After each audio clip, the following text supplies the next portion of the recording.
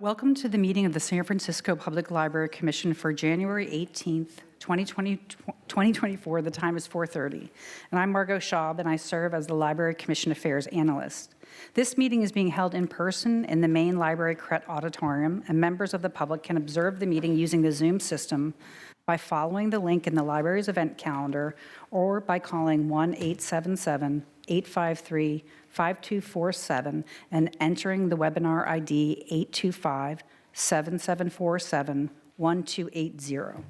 Members of the public who are attending the meeting in person may provide public comment for up to 3 minutes for each item on the agenda.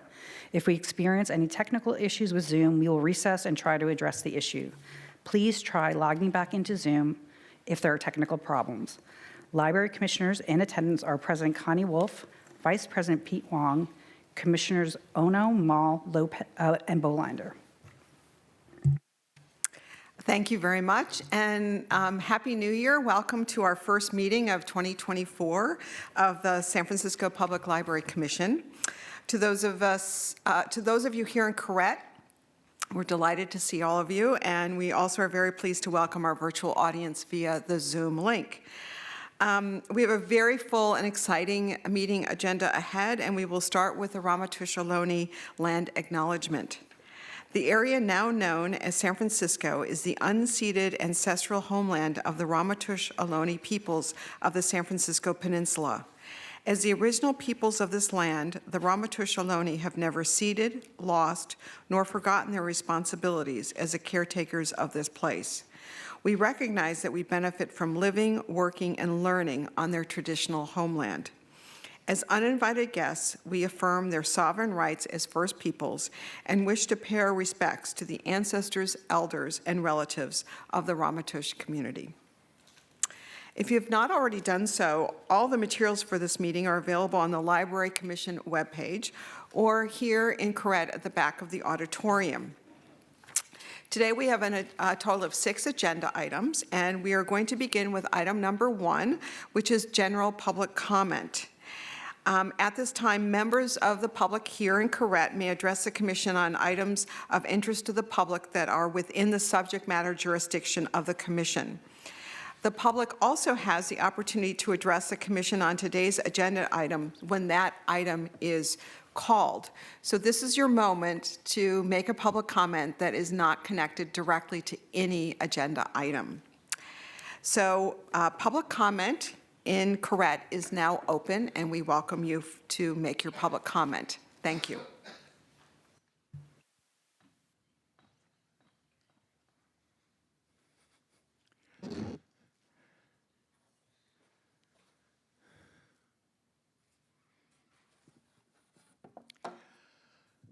Good afternoon. This is Peter Warfield, Executive Director of Library Users Association, Library Users 2004 at yahoo.com, and also P.O. Box 170544, San Francisco, California, 94117-0544.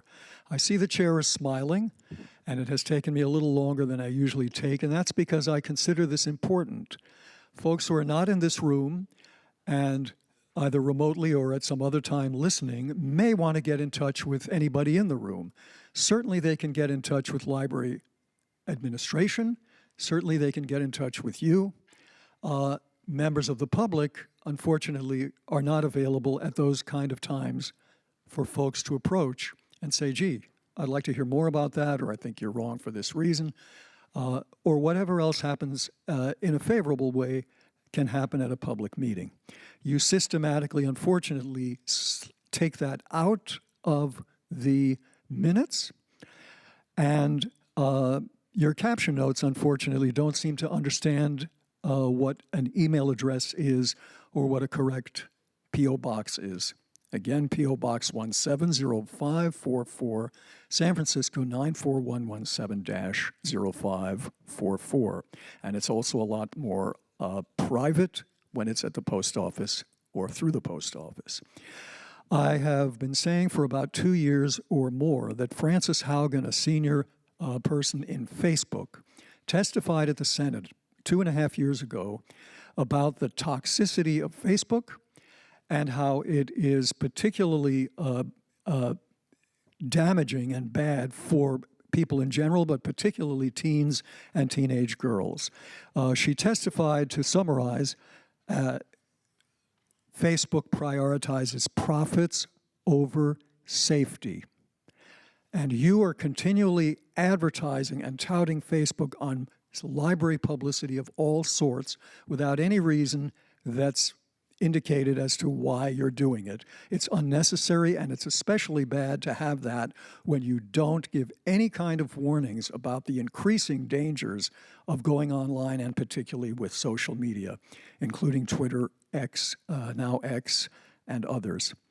I'd also like to say that the library is not considering newspapers and periodicals, and certainly newspapers, in its circulation figures and in general in its planning. And that's a big disappointment, because I think that's an important role the library can play making those available. Thank you.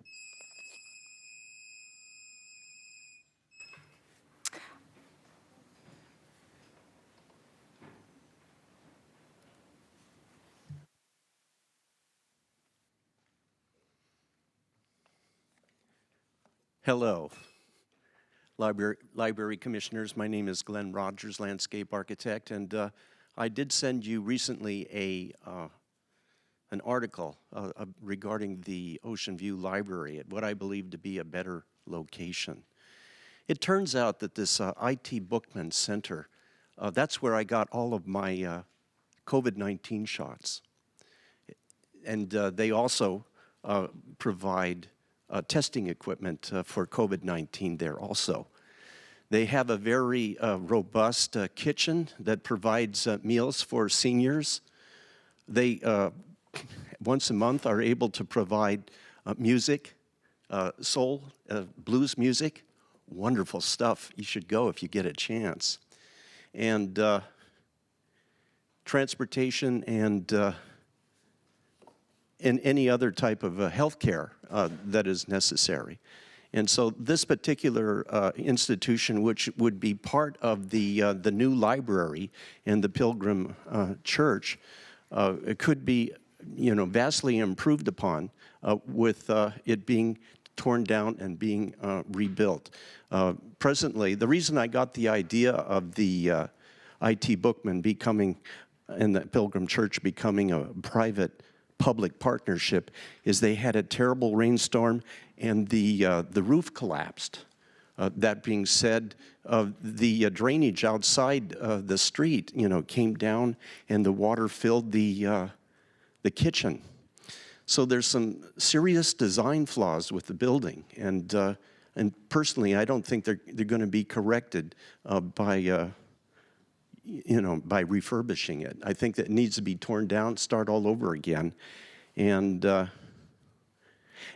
really the reason I'm here today is really to learn more about what's going on than to tell you what you already got a chance to read. I know I talked to Jen Lowe before I came here. She mentioned that they're interested in making the 100 Orizaba site into an ordinance or law that it be built at that location. And as you know, as I have testified and others, that particular location, is really quite unsafe for children. They can be blinded by the sun at certain times of the year as you're traveling down Sagamore Street at 40 miles an hour. And thank you for the opportunity. Bye now. Thank you very much. Further public comment?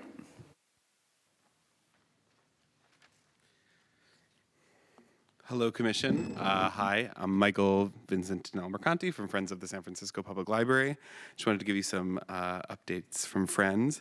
We've told you before about our end-of-year fundraising campaign. It was incredible. We smashed our fundraising goals and have a ton of new donors who've come in to support the library and our efforts here. So we're so excited to start 2024 on that note.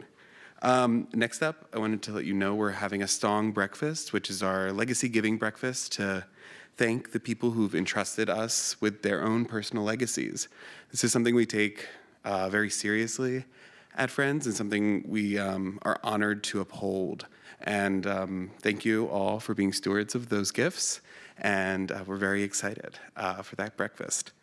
We also, you'll be hearing probably about Night of Ideas. We will be there as well. With our Friends Lounge, please stop by if you're in attendance at that event. And finally, I don't want to take too much time because this is a packed agenda. And I just want to say on behalf of Friends, thank you to all the library staff, the commissioners, the consultants, and the public for being a part of this process, the budget process, the strategic plan. These are all really exciting initiatives, and we are in full support. Thank you so much. Thank you. Any further public comment here in Corrett Auditorium? Seeing that there's no further public comment, want to thank those who made public comment. And now this agenda, public comments closed and this agenda is completed. We'll now move to agenda item number 2, which is discussion and possible action to approve the December commission meeting minutes. We will open this up for public discussion before commission discussion. Public comment on the December commission meeting minutes is now open.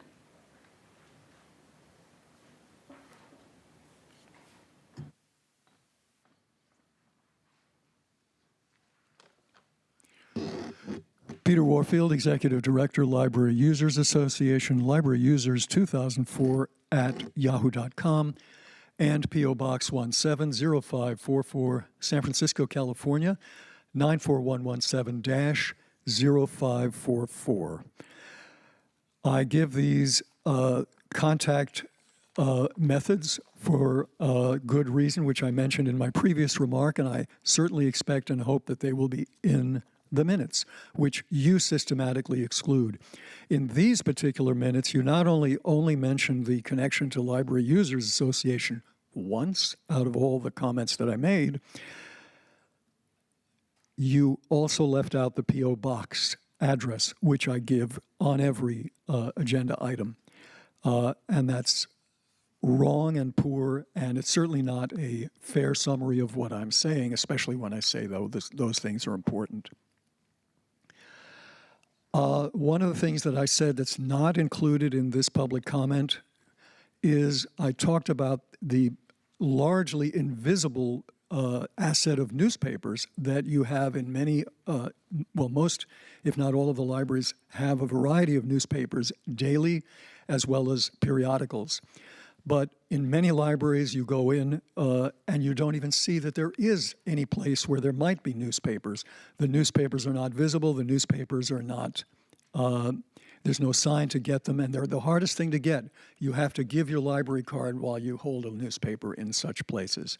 I mentioned that, and I said that's very unfortunate, and that doesn't help fulfill what I consider the library's responsibility, and largely filled to help people understand what's going on and various perspectives. With respect to the approval of the minutes, I once again said that you unnecessarily tout social media in your publicity for various programs, and that's wrong when particularly the Surgeon General and Francis Haugen and many other people have talked about the harmful effects those cause, particularly to kids and teenagers. And it's not just personally my opinion.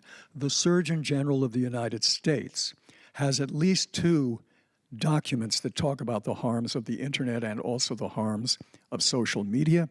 And the Surgeon General calls upon bodies like yours to take measures to deal with that in some way to minimize or eliminate the dangers. I'm not saying you shouldn't have those accessible.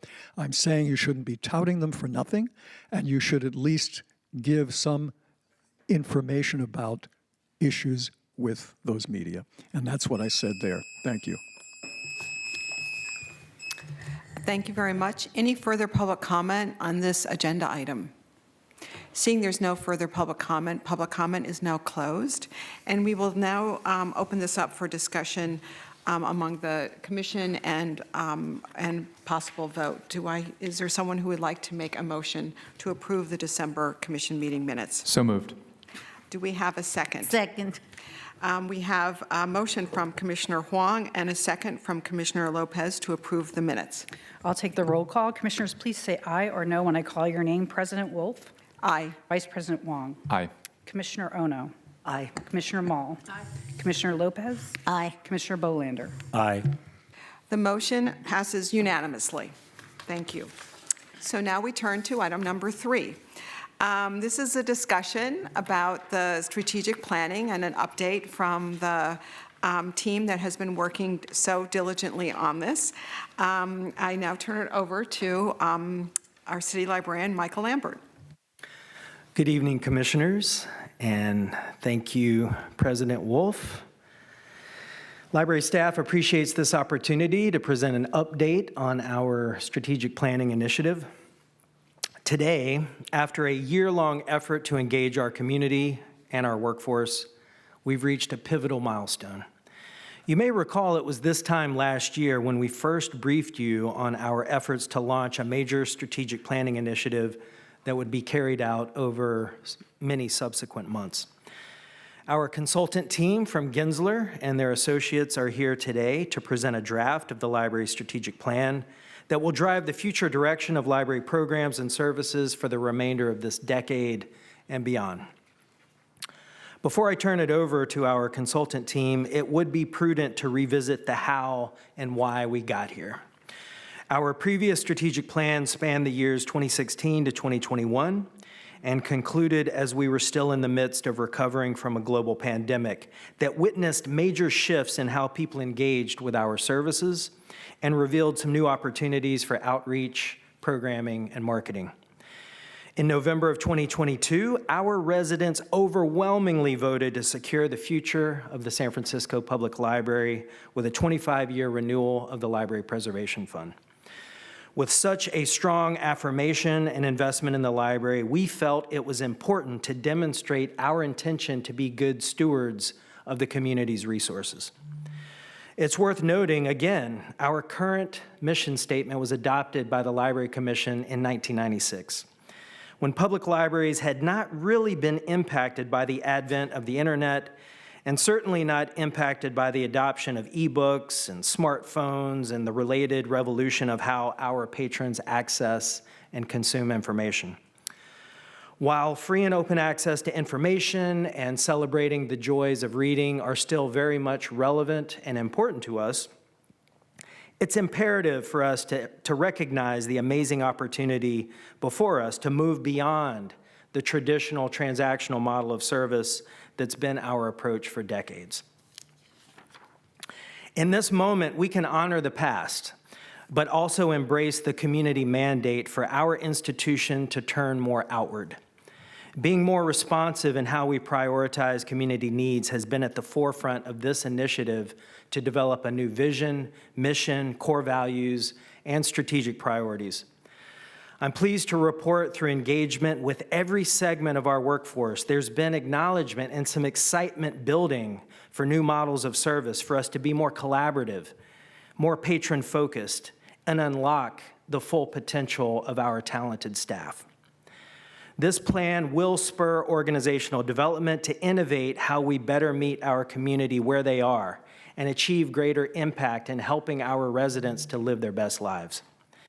As you consider this new framework, I want to express my belief in the updated mission, core values, and new strategic priorities in holding great promise to keep San Francisco Public Library on the vanguard of our industry and as a model for organizational excellence and good government.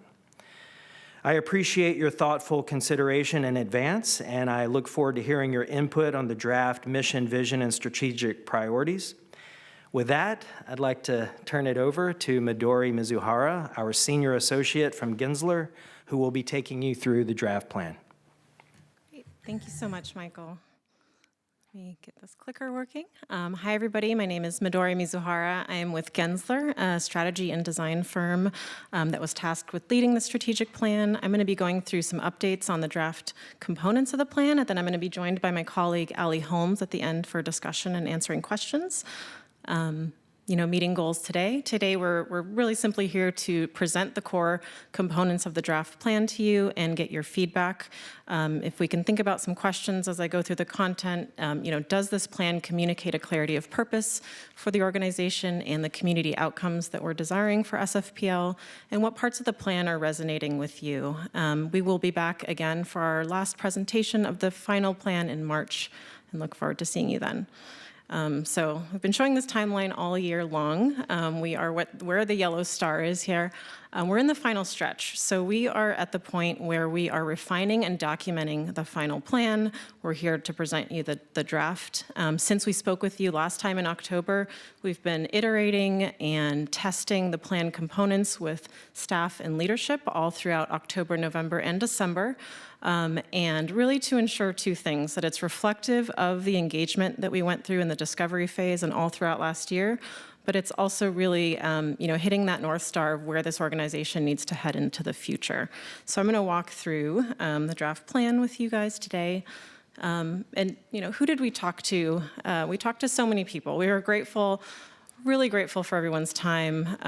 We issued an external insights document as a supporting document to this meeting if you're curious to go into the details and the data of the engagement. But to get a really holistic view of where SFPL needs to head into the future, we engaged key partners. Those are city departments and CBOs. We engaged our internal staff through many different methods and means up and down the organization. And really importantly, the public at large, all throughout the city of San Francisco. And that includes all 11 districts with a special attention to priority populations. And before I jump into the plan, I just want to give a big thank you and so much gratitude to our staff ambassadors, who some of them are in the room today. Thank you for coming. Thank you for coming. You really deserve a round of applause.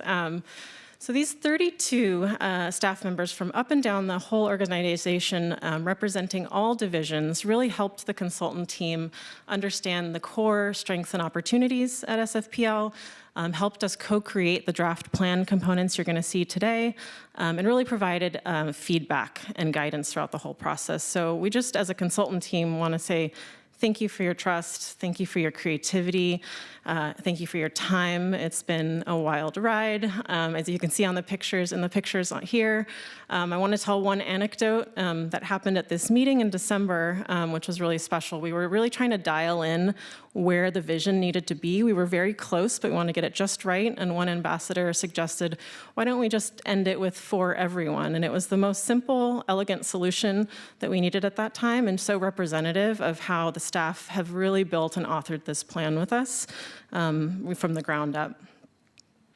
In that same December meeting, as you can see here, we took the plan and we really put it to a test. We tested scenarios in small groups, real-world scenarios that staff encounter, and really used the plan to test that it could be that directional North Star for the organization.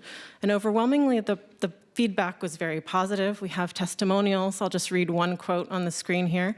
I think the plan will help us stretch beyond what we do right now, but also feels really familiar and aligned with what we say we are and our meaning to the community.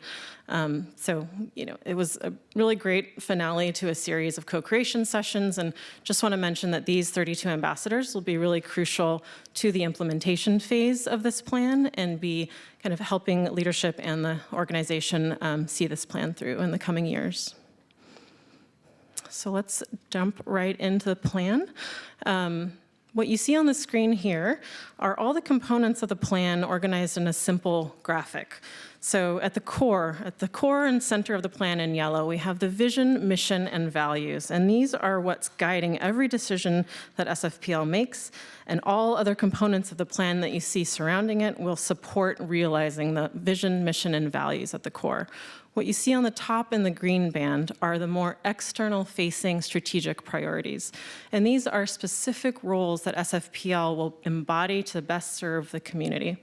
The blue band at the bottom are the organizational shifts. These are more internal facing, and these are the shifts in our service model that really guide and direct where the organization needs to go in terms of realizing the vision, mission, values, and strategic priorities. So in the next series of pages, I'm going to walk through these three components and really go into detail on each one. So first, and most importantly, our vision. A democratic, equitable, and vibrant San Francisco for everyone is the vision for the city's future. Democratic communicates that we strive for a city governed for and by the people. Equitable speaks to a city where all groups have access and resources and opportunities necessary to live their lives. Vibrant really captures that energy and diversity that we hope for in the future, and everyone helps get at what's unique about the library. It's one of the only places where truly everybody is welcome. And I want to just note here that we are speaking in the first person to kind of pay a nod to the familiarity and the closeness and the integration that SFPL already has with its communities.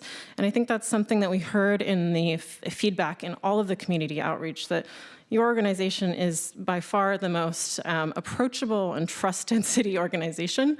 And I think that's something to really celebrate and lean into. Next, we have our mission. So this is really how SFPL brings that vision on the last slide to life, right? So this is connect our diverse communities to learning, opportunities, and each other. Connect is really shifting from the passive providing access to the active role of connecting. Diverse communities recognizes that different places in the city and different neighborhoods need different things. Learning, opportunities, and each other identifies the outcomes that we all strive for to really go towards the goal of enriching lives. And finally, as we round out that center part of the diagram, values. These draft values are what will guide SFPL's behavior and beliefs within the organization. So at the top, we have well-being. We prioritize well-being by creating a safe, respectful, supportive environment. Equity, advancing equity by providing access to free, high-quality resources. Community, strengthening communities when we come together to engage. Collaboration, of course, we embrace diverse perspectives through collaboration. And finally, exploration. How do we inspire all to harness the power of learning and discovery? And so that rounds out the center of that diagram. Now I'm going to move to that top green arc of the diagram where we look at strategic priorities, those externally facing strategic priorities with our communities. I'm going to walk through each of these 5 with a real-world example to illustrate each one. Up first, our first strategic priority is SFPL as literacy champion, where the library helps cultivate the critical literacies necessary for meaningful participation in society. And what do we mean by critical literacies? This is associated with the 21st century skill set. So not only reading and writing, but media literacy, technology literacy, civic literacy as well.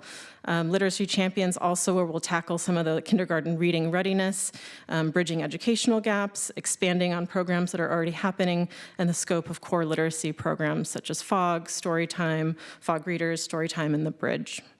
And so a great industry example on the left is at Hartford Public Library, the New Immigrant Center.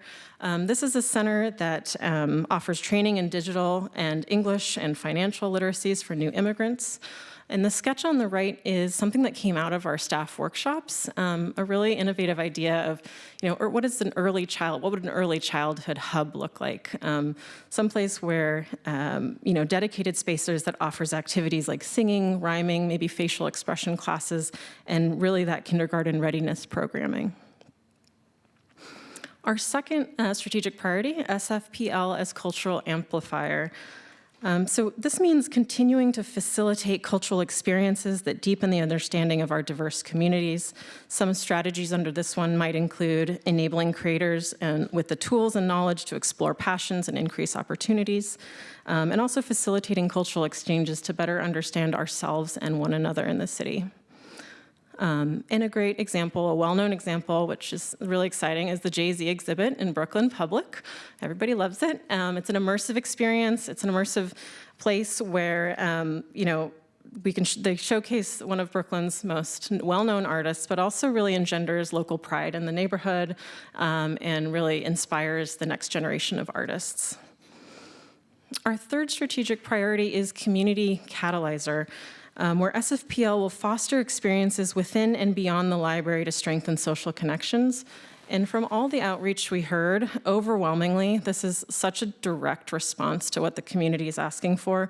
They're requesting the library to help combat social isolation. And as we've seen in the Surgeon General's recent report, the epidemic of loneliness across the country right now is a really serious one, and this one directly responds to that. Creating shared experiences, intergenerational experiences is a strategy here, connecting with community members that might not use the library, and really programs that encourage and strengthen civic engagement. So a really fun example here is on the right. We just sketched out.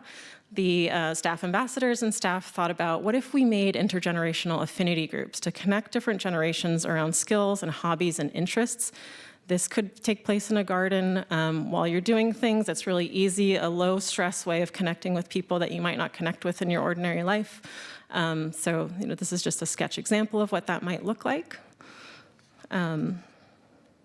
And fourth, we have Thoughtful Navigator. SFPL is Thoughtful Navigator, which is all about being that knowledgeable and caring gateway to help people realize, help people in the city connect to and find library, community, and city resources to help realize their goals. This really expands and builds on what staff is already doing so well, but formalizes and really grows that. So this focuses on taking a personal approach to guiding various populations to the right service, and specifically immigrants, high-need residents, newcomers, and families. One great example from Durham County Library on the left in the industry, these Digital Navigators program. And this program helps patrons find where they can learn tech skills, low-cost devices, where they can apply for free or low-cost internet at home. And our last strategic priority here, our fifth one, is resource provider. So SFPL as resource provider will deliver the experiences and guidance that supports basic needs, encourages personal growth, and enriches life in San Francisco. And this really plays off of a lot of the library's traditional core services. So things like we know, providing books, media, and equipment, and space to align with the community's interests, but also things like using the library's collections to inspire skill building and passion development, and also supporting personal growth and the love of learning at all stages of a patron's life. And staff aspiration on the right, some ideas around this one. What if we had a teen mental health support space or many spaces throughout the library system that were designated areas for teens to decompress, kind of learn about and process their emotions with trained staff, available resources, and maybe even some therapy animals. So that was a lot. I'm going to take a pause. I just covered the 5 strategic priorities on the top of the circle. Now we're going to shift to the bottom 6 organizational shifts at the bottom of that diagram. And just a reminder, these are more inward focusing and really getting at to the shifts that we need to make in the service model in order to realize and deliver on the vision, mission, values, and strategic priorities. So I'm going to walk through each of these 6. The first, prioritize the community. And going forward, what this really means is the development of every program or initiative should start with the anchoring the needs of that in a specific community it's intended to benefit. So big opportunity here would be creating consistent community engagement feedback loops to directly inform the development of new programs or offerings, leveraging diverse expertise of our partners, community, and especially our staff.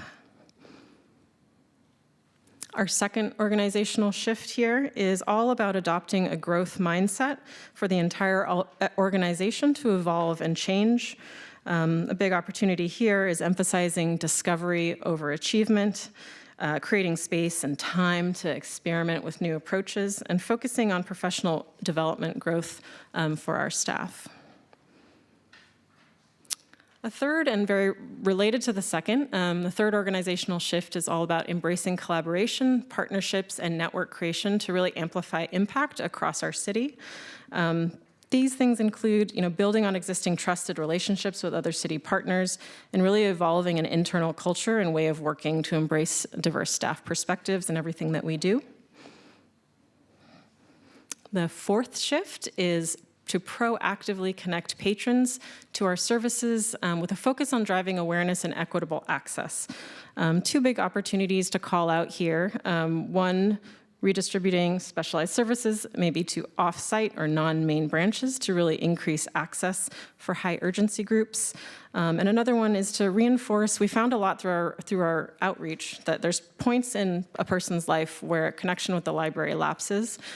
So what are those ways that we can re-engage folks where their connection lapses?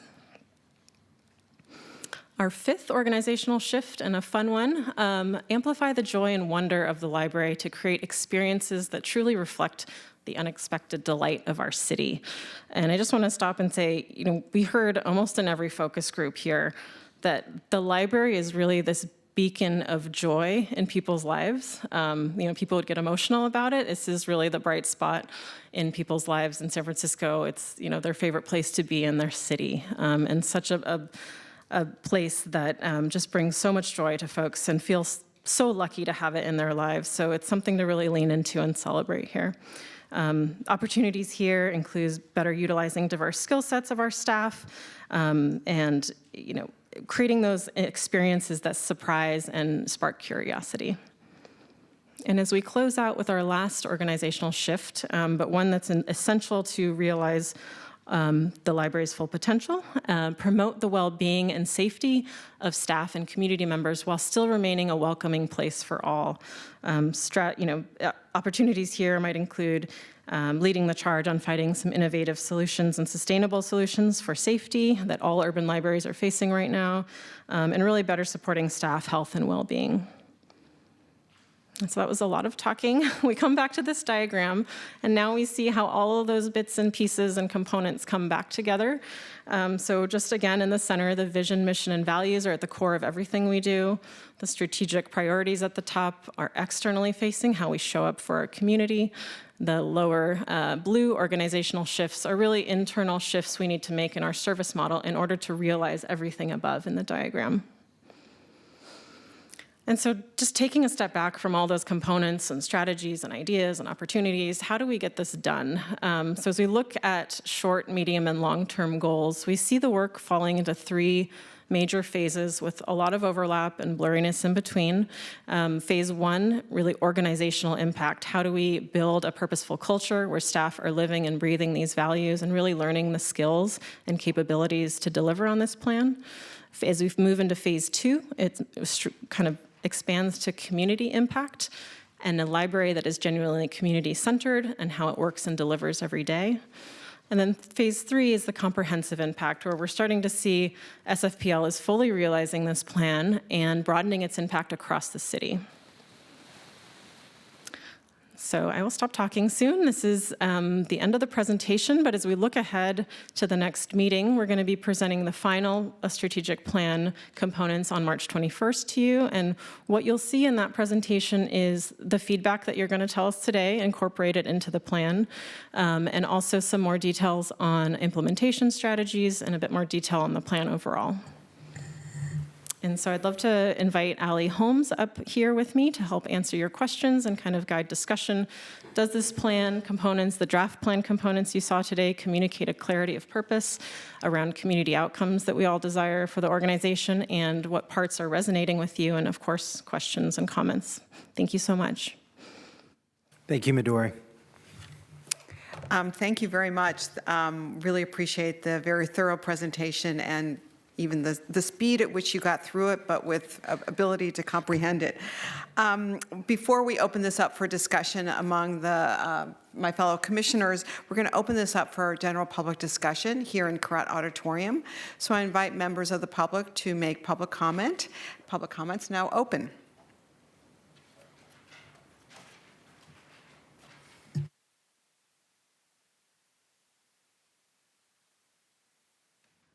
Good evening, commissioners. My name is Marcial Gamino Murphy. I am the meeting room coordinator for the San Francisco Public Library. And this past year, I am incredibly grateful to have been recognized as an ambassador and to have the opportunity to participate in the strategic planning process.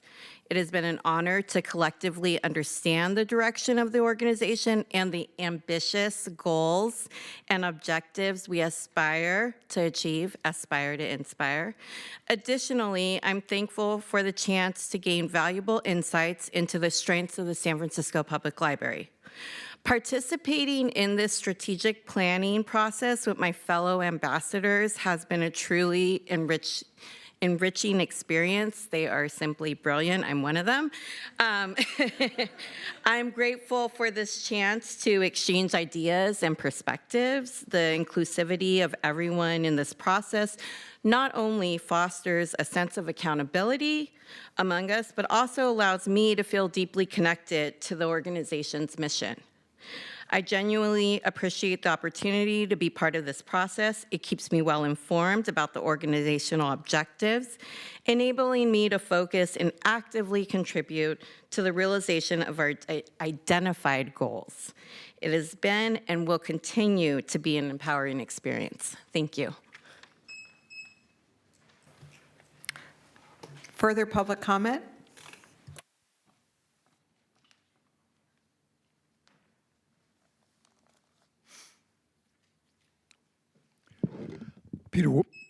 Peter Warfield, Executive Director, Library Users Association, Library Users 2004 at yahoo.com, and P.O. Box 170544, San Francisco, California 94117-0544. I find this plan very problematic. I think that the library's existing mission statement is a very nice one, and I've said that before: free and equal access to a variety of things, including joys of reading, for our diverse community. And I don't see what's wrong with that, nor do I see how specifically this is going to basically do what the library's traditional role has always been, as far as I'm concerned, the education, enlightenment, entertainment, through its collections, which is one of its strongest assets, and through its existing staff, which librarians in particular, is among its most valuable assets. There's a particular sort of comment here on page 18, Connect Our Diverse Communities, shifts SFPL from the passive role of providing access to the more active role of connecting. I don't see what is passive about the library making access to good quality and broadly varied and worthwhile material. I don't see that as passive at all. I certainly see that the library, I don't think, is sufficiently working to let people know what its own assets are. It's constantly touting how to do this and that on the internet, or how to do this or that software. But it doesn't have basic and regular education about what the library's assets are, in particular things like databases, things like newspapers, magazines, any kind of sort of media understanding of what's available, and comparisons. The library's tremendous resources seem to be neglected here, staff and collections. Books in particular, there's not one word of books. Reading. There's two mentions of collections in general. And I think there's a clear direction of debookification, of technologification. And the library hasn't done so well in the past. In an annual survey of city services, the library last year dropped a notch. It's still high, but it dropped a notch. I haven't seen any look into, in depth by you or the administration, why was that? And certainly your allied document that you haven't mentioned, people do mention books and librarians and others. Thank you very much. Any further public comment on this agenda item here in Koret Auditorium? Seeing that there's no further public comment is now closed on this item. And we'll now turn to discussion with the commissioners. So if any of you want to stand up, because I'm sure there will be questions and some more requests for more information. Before I turn it over to my fellow commissioners, I just want to thank the incredible team who worked on this. Thank you so much for your effort. In particular, I want to thank Randall for his leadership. I also know that the entire staff was involved in this in so many different ways, so I'm really grateful for their time, their interests, their efforts, not only in their day jobs, but also to really imagine something really bold and very impactful for our communities. I also want to thank my fellow Commissioner Pete, Vice President Pete Huang, for his service as a volunteer to really provide a different kind of viewpoint and approach to how all this works. And finally, I just want to thank Michael for your leadership. I thought your comments at the beginning setting the stage was really helpful and really thoughtful and really helps position what we're trying to achieve here. So thank you. So now is our chance to ask questions, make comments, because the next chance will be to approve this in March. So speak now or forever hold your peace. So I'm going to turn it. I'm going to invite Vice President Huang to make some comments and ask some questions or whatever you'd like to offer. Thank you. And thank you, Midori, for walking us through everything. Again, thank you to so many people for this past year, for all of this wonderful input that leads to this. Staff ambassadors, our community, our partner organizations, other department heads, the M team, the consultants, obviously, the core working group, I think every month showed so much progress in understanding what this organization is. And personally, when I started this process, I didn't know that the last time we had updated this was 1996. It's crazy to me. And to your point, I think it's the right time to do this. I think if you had asked the community today or a year from now or 5 years from now that the library is still operating under a direction that was set in the late 90s, I think they would be rather concerned, right? And so that's the first part I'll say. The second part I'll say is just to, I guess, my perspective when I see this plan, having seen it sort of come to fruition, and just to caveat everything, I didn't do much. I think it was pretty much everyone else. I just sort of like attended a meeting here or there and made a few comments. But what speaks most to me about this plan is it represents so much clarity to me in what the library means to our patrons. And I say that because as Michael was saying in his opening, the traditional idea of a library, again, that passive idea of you submit a request for a book, look, we'll give you the book if we have it. And it's the library just saying, we will give you what we have and that's it, and that is it. And we only do things when a patron sends in a request. That does not represent most people's experience with the library today. If we were doing just that, then we would not be giving away free books at community events. We would not be helping the recently incarcerated re-enter into their sort of post-incarceration lives, right? We would not be doing all this fantastic programming that we have every single day across all of our branches and here at the Main, right? Like most people's lived experiences with library is not that, and that is just the frank reality, right? What it does feel like is the word connect, and I love that it shows up so much in this plan because it acknowledges, perhaps for the first time in this sort of organizational-wide document, that this is just the frank reality of the changing nature of libraries across the country. Right? Like every library, of all the ones that you cited in your presentation, are dealing with this, right? Like what is the identity of the library? And for us, I love that we have found the word connect because it really does, to me, represent what we get to do and what the organization and the staff do so well in getting people to, again, see each other, see themselves in a new light, see opportunities and knowledge, right? Like that means so much to me. So anyways, I think it's really an important moment for us to consider because, again, the library, yes, it is about reading. It is about books. We say that in the document, right? It is there. It also means all these different things where we are now changing our service model to be in places that we would not have been in 15 years ago, that were not possible 15 years ago. We're working with organizations that we didn't have strong relationships with, again, 10, 15 years ago, right? All that has changed because of a wonderful leadership, wonderful management, and wonderful staff that has made that happen and is an organic expression of where we feel like the library ought to be. And this is that codified. And that one page that we see, this dial, right, I think is a pretty good summary of what it means today.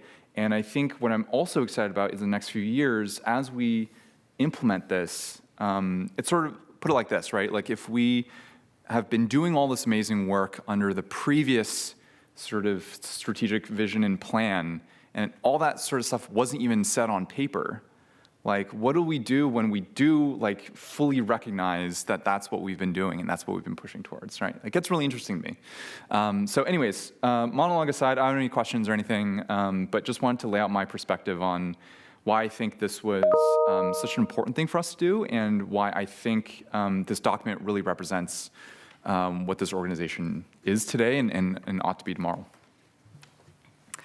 Thank you very much, Vice President Huang. You may feel like you didn't do much, but just how you articulated this was really meaningful and very inspiring, so thank you. Further comments from Commissioner Mall? Well, for fear of being thrown off the dais here. I don't think we would do that. I mean, it would be very frowned upon. It would be frowned upon. Okay, well, I'm very respectful of the work that you've all done, and I'm especially respectful of the work the staff has done, period. However, I was a skeptic going in, and I'm still a skeptic, just saying. So for my understanding, this is like 12 things too many. I don't understand why there has to be the outer circle, the under circle, and then the circle in the middle. I think it's, you know, you covered every little thing the library does. I don't think that's necessary myself.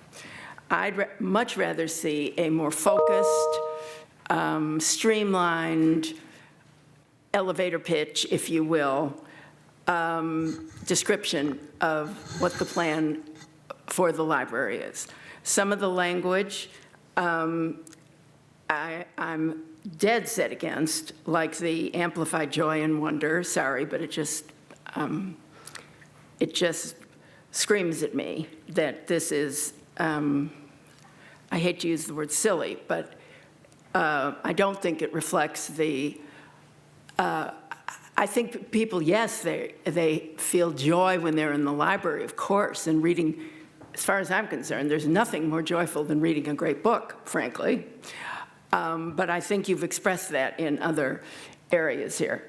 The thing that I'm a little disappointed in, that I'm a lot disappointed in, is the things that you use as examples, I think are wonderful. The information about navigating the neighborhood, the Innovation Hub, the Teen Mental Health Center.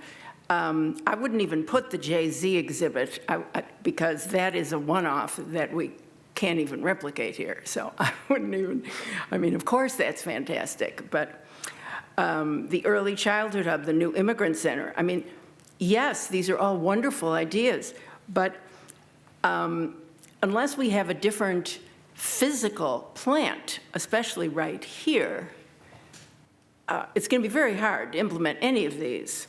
I think I've mentioned on the commission that I visited some libraries in Europe last summer where they have all these comfy chairs, and I mean, everything looks like a living room, and you just want to, sit down and get comfy with your neighbors and your community.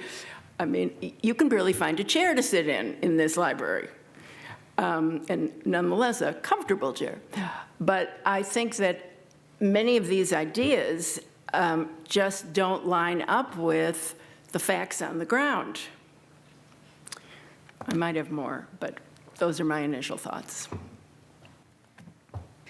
Thank you, Susan. I think I love this extreme of comments, and I think this is why we're all here, why we were all on the commission and invited to serve and have this opportunity. And I just wanted to add my 2 cents to what you said, because I don't disagree with several of the things you said, but I also feel like part of the challenge is to align what we have and these ambitions and find a way as part of the movement going forward, how do we make that happen? Yeah, but that is not reflected in any of this. I mean, I feel like it's sort of an outer space here compared to the reality that we have. I think, well, my perspective on this is if you take the flip side of this, which is if you don't put aspirational examples, does that end up preventing people from even trying in the first place? I would love for people to try. If we don't get there, fine. But like, I think it will, I think that is, from my perspective, again, like that will be the exercise, and there will be work, and there will be trade-offs, and there will be different ideas or modifications that don't feel like the original inspiration, because we're forced to match the dream with sort of what we have. Sure. But I'd rather have that than not try. Okay, is this okay that we have this? Yeah. I'm all for the aspiration, all for, but it seems to me, and I could be all wrong in my definition of what a strategic plan is, but then it would seem to me that if our goal is all these things, which one? Where's the priority? How are we approaching? And then we're back where we started from, before we had an in-depth strategic plan. Okay, these are great ideas, but... I think, again, my view on this, love anyone to jump in, this gives us the framework to decide amongst a list of projects. Who decides? Staff, when we approve the budget? We do. I mean, this is the promised land. This is where we're going. This is what it feels like. So to me, this is not a list of projects to do. I think we're not in a position to do that, and I don't think that's not what this is intended to be. But to your point, like when faced with a list of projects, how do you decide? I think it ought to be these things that sort of guide that discussion. Okay, well, you have a circle here. So this isn't a list. I mean, this is, which of these items gets more weight than others? How do you decide? Yeah, I mean, go ahead. Michael, go ahead and I love this feedback, by the way. This is excellent. And Susan, I love your feedback. You're not going to throw me off the committee? No, not at all, because you're adding value in this moment. And I just want to back up. When we started this, our aspiration was to dream big and to develop a bold vision for the future of the San Francisco Public Library. So I want to reassure you, the framework that we've been operating under, it's different, but it's not too dissimilar than that page that you're looking at. I think the biggest change is incorporating this new dimension of internal organizational shifts and naming those. But I can assure you that the concise ability to do the elevator pitch and articulate our vision, for a more democratic, equitable, and vibrant San Francisco, where our staff are helping our residents live their best lives, and our mission of connecting our residents to ideas, to conversations, to opportunities, to learning, to each other. We have this new framework, the strategic priorities that we've been operating under: literacy and learning, youth engagement, partnerships for excellence, organizational excellence. We now have 5 updated strategic priorities. I could see in some of the future public-facing collateral not even showing the organizational shifts, because that is actually more internal. With regards to amplified joy and wonder, it's not a hill for us to die on. If you all decide that we should peel that out, we can. This is your moment. We're still going to amplify joy and wonder, whether we name that Be as my a, guest. you know, Amplify joy and wonder. Just don't write it down with all the other things. But I just want to say that, you know, your feedback is on point, and we hear you, and that's why we're having this conversation, because we want to refine this before we bring it back in March. And finally, I just want to thank Pete for also framing this with your experience, and I just want to assure you as well, you were a key contributor and helped guide us throughout. Can I? Yes, Commissioner Ono. Currently, with our budget, we base it on the old strategic priorities that we had. Going forward, we'll be using these new 5 strategic priorities to build the future budgets. That's correct. And like you said, the organizational shifts are mostly internal, and it's to help us or help you and your staff implement the priorities. Exactly. Okay, so we will also be approving in March not only the vision, mission, and values, priorities, and shifts, but the main thing is, are we changing our mission? And that's what we're going to be mainly voting on. Well, that is the key action. You all will be voting to update our bylaws and incorporate the updated mission, but by default, you're also blessing the new strategic plan. And I want to come back to something else that Susan mentioned. You're absolutely right. The reality of our facilities, they were designed with a different sensibility. Right. And Maureen can speak to this as well, but the new strategic framework, this was foundational before we can do the next step, which is going to be facilities master planning, because we need to reimagine our spaces if we are going to achieve the vision. I don't know if you want to add anything to that, Maureen. Right. So really, yes, the next step is a facilities master plan. So we need to understand what is the service model we're thinking about and trying to achieve. How do our current facilities meet or not that ability?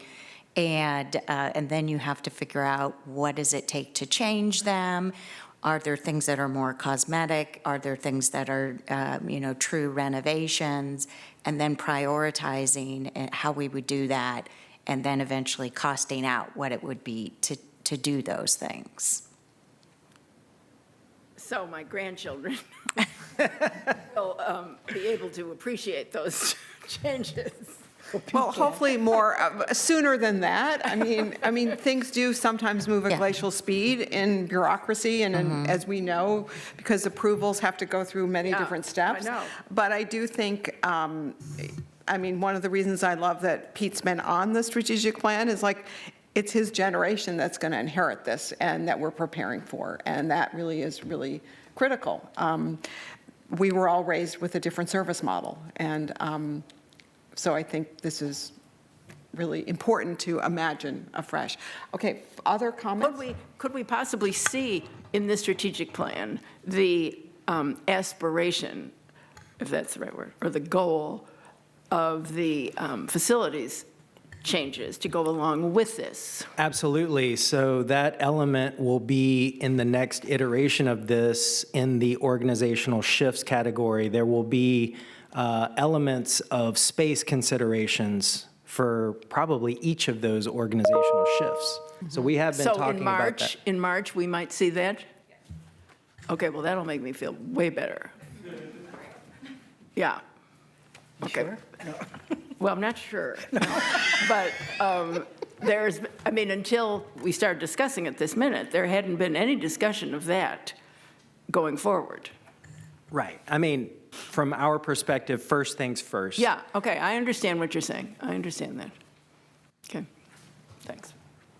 I think, Susan, part of the challenge, and for me as well, is just understanding what is a strategic plan? What does, at this stage, because there's so many next stages that happen based on what we agree on, then everything then it just explodes from there. And if the strategic plan is good, it will touch every single part of this institution.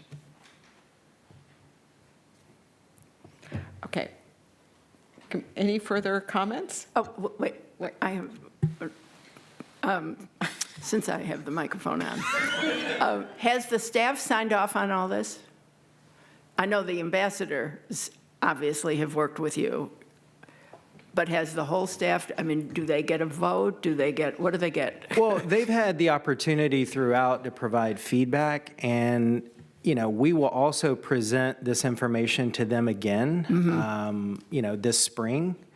So we wanted to get stronger affirmation about the cumulative effort to date from the commission, but that, of course, we're going to have to communicate this plan continuously. I mean, this is really, in some ways, the start of a conversation, that this is the new vision, the new mission, and the management team, it's going to be our job to operationalize this and put some, smart goals to this and key performance indicators.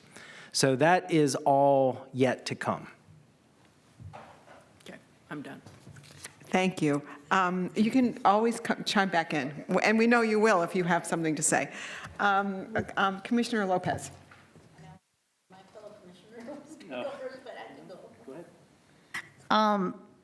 First of all, I want to thank the ambassadors, the 32 of them, and the team. I know firsthand that you have been at events, you have been at different branches, and you've been everywhere. And I really appreciate the fact that you reached out, and those focus groups and the surveys, you really worked really hard to get a diverse voice, and it was intentional, and I really appreciate that, and I see it reflected.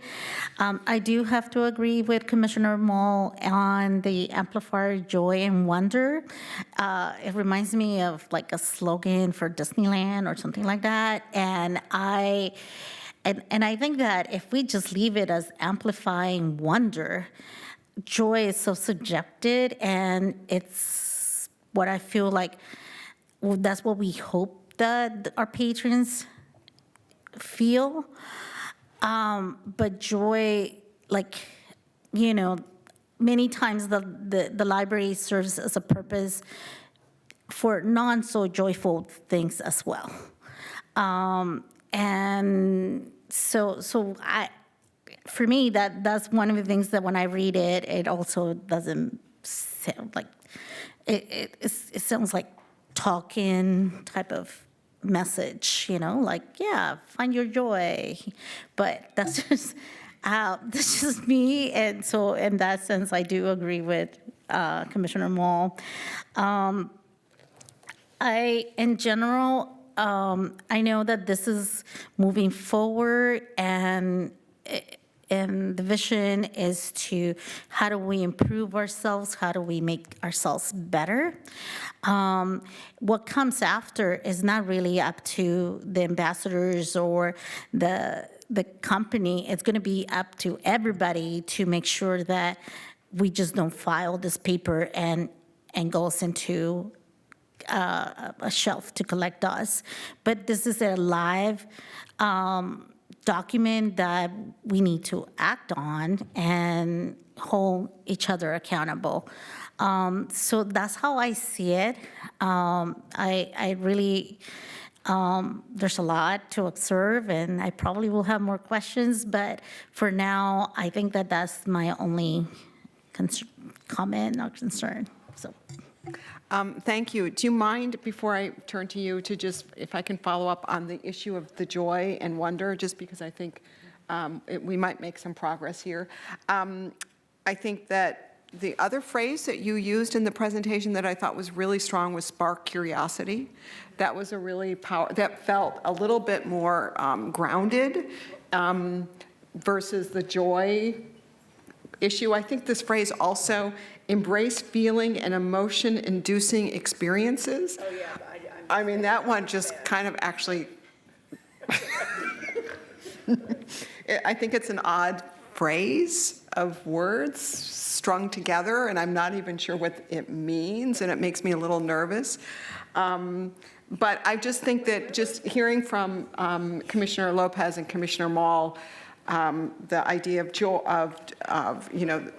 joy and wonder. I think that the idea also of spark curiosity was something that feels a little more substantial. Can I make one comment? When I saw joy and wonder, I always think of, and I mentioned this earlier to somebody, Project Read and the FOG program, because when you see the joy on the child's face, and it's teaching them how to read, and so also with the adults. So I didn't have as much problems with joy and wonder, because to me, that's what reading does. It brings you joy and it makes you wonder. But I do like what you just said, Commissioner Wolf. The other phrase might be a little bit better than amplifying joy and wonder. We can, yeah, this is a draft, so we can workshop it and really come up with a better iteration that everyone feels Great. better about. Yeah. That would be great. So now I'm going to turn it back to Commissioner Bolander for his comments. Thank you. Thanks so much for the presentation and all the hard work. This is never trivial. It's never easy. A lot of times people don't understand that this is the vision to the promised land. Like in 20 years, we'll get there. Not today, not next week. It's the year. It takes a lot of time and effort. And one of the things that I really like about trying to visualize it this way is that I always have this saying that what gets remembered gets repeated. And the biggest challenge any strategic plan has in any organization is alignment throughout the entire organization. And so I do like the idea of having a big idea of what this is, a elevator pitch that really just encapsulates it, that goes beyond vision, mission, values, that sort of brings it to life in a way that's not, that anyone, anywhere, at any level of the organization can repeat. Because the challenge is always going to be alignment. I mean, you saw there's 7 of us here, and the alignment is all, right? I think the thing about amplify joy and wonder, I think that's mainly for the staff. I read this and I see that the staff doesn't either feel like they can do that, or wants to do that more, or wants to really embrace the joy of their job. Maybe that's just not coming through, especially when it comes to well-being and safety. I think these two things sort of tie in together, and whatever word y'all want to use, I don't really care. Joy and wonder seems a little weird, but I think that's from the staff's perspective, not from the patron's perspective, because You're right, and I think you probably might be. I mean, I think the joy of reading is one thing for the patrons. yeah. And I think that a strategic plan that talks about, don't shoot me I won't for shoot this, you, of okay? course not. But the joy of the staff, Yeah. I don't know about that. I mean, how Well- many I mean, Well, and I can appreciate that, but this is a unique place. It's not like a company. Like, yeah, who cares if you really love your job? People here love their job, and they want to showcase they love their job. And it's dealing with the public. There's a mission here that goes beyond anything that any corporate yes, I can agree, go, and right? I think the safety is the primary. I think you can be, Yes. you can't be joyful if you're That scared is to death. 100%. But I also think what seems to me, again, and I may be wrong, but this is kind of my gut, is that staff is not given the opportunity to experience the joy in what they do because of all these other things, and they want to be included in. They want to be like, look, yes, we bring joy to people, but also we want to enjoy our jobs. And I think that's the nexus of it. I don't know, but that just seems to me after I read all this sort of stuff. Well, Jari, Commissioner Bolander, you hit the nail on the head in that this plan was co-created with staff. Right. So this was the leadership challenge of this endeavor. Yep. Was bottom up. Yep. And I want to invite our Chief of Community Programs and Partnerships up here. I'm going to put her on the spot because she is one of the most joyful and wonderful staff in the entire organization. And before I tee it up for her, I just want to share my perspective. So I've heard Disney which is an exemplar for delivering a certain kind of experience. They're hailed widely as an industry leader in customer service excellence. So from my perspective, when I see Amplify Joy and Wonder, I'm looking at it from a service model standpoint where every public-facing staff member, every staff member in the organization really is an ambassador for the organization. You could argue we're all performing every moment in some form or fashion when we're engaging with our public. So trying to really deliver that delightful experience, that's how I interpret this, but Michelle will say this much more eloquently and have probably a much different twist than how I'm thinking about it. So please, Michelle. We're always aligned, but differently. Well, I mean, one of the things that comes to me about keeping this in, and many of you have said the things that I was thinking of, that our staff need to hear it too. But I just think about me, you know, taking it to a really personal level and thinking of me as a little girl with a single mom and a latchkey kid that went to the library every day. That joy of entering that place was really important to me, and I feel like we continue to need to amplify that, and that's why my kids grew up with that joy of going to the library. Every library day was special, and I know that it seems silly sort of to include it, but I do think that if we don't like make that one of our foundational statements of what we are as an organization, then it will go by the wayside. It's really easy to get caught up in all the really important things we do, teaching people computer skills, you know, helping the JARS people, but we also, in all of that work of teaching people computer skills and giving them, in helping the reentry from JARS and giving giving our incarcerated individuals books, is that we want them to know that when they come to the library, they're going to feel joy. That whatever situation they're in right now, they might not, but when they come here, they will. Yeah, and I think that joy starts with the staff feeling joy. Because if people are not joyful at work, then they're not going to project that. Okay. And I just want to say, I think what I'm hearing from everybody is that there is a really positive force of having joy in this, but I don't think that what we've just been discussing is actually reflected in the language that's on this page. And I think that needs to come more in alignment in terms of your keen observations about staff, your personal experiences, what we've all been saying. I think that there's a disconnect. I think there's a better sense of embracing this idea, but I don't think that it's connected to the language on the page. Yes, I think that's a very fair and descriptive analysis of what we've been saying. I think what we all want, is for the staff to feel satisfied and happy in their jobs. I mean, I don't know about joy. And job. I mean, it's a job. Well, yeah, but, it's a job, but, you know. And at the same time, we want kids to come in, both, and feel that there's something special about the library, and they feel safe, and they feel comfortable, and it can be a home away from home, what you described very, very beautifully, actually. Yeah. But I don't think that's reflected in this. I think there's a disconnect that you need to workshop. So I would say that's one of your takeaways from this session is for you to kind of listen to what we all had to say and find a better way of connecting that.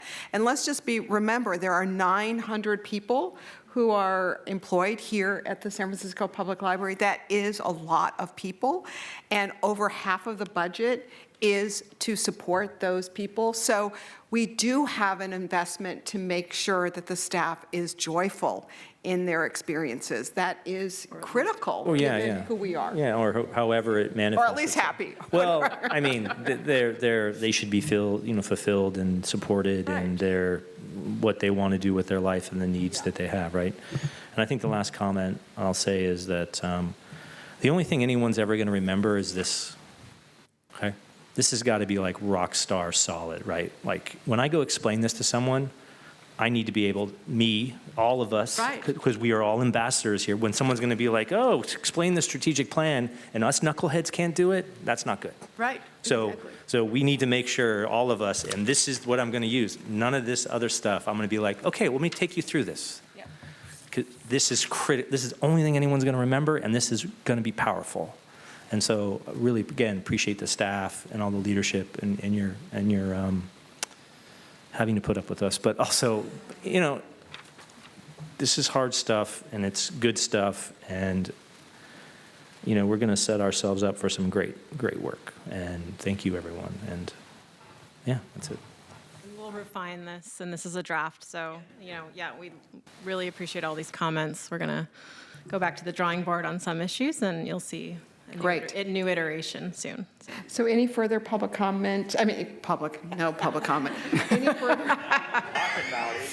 We're members of the public, right? But we happen to be commissioners today. So I just want to conclude by reiterating our gratitude for this, for listening to us, for responding, I want to thank my fellow commissioners. I thought today's discussion was really robust and wonderful. We don't often have the chance to actually go back and forth and try and get to the source of what the issues are.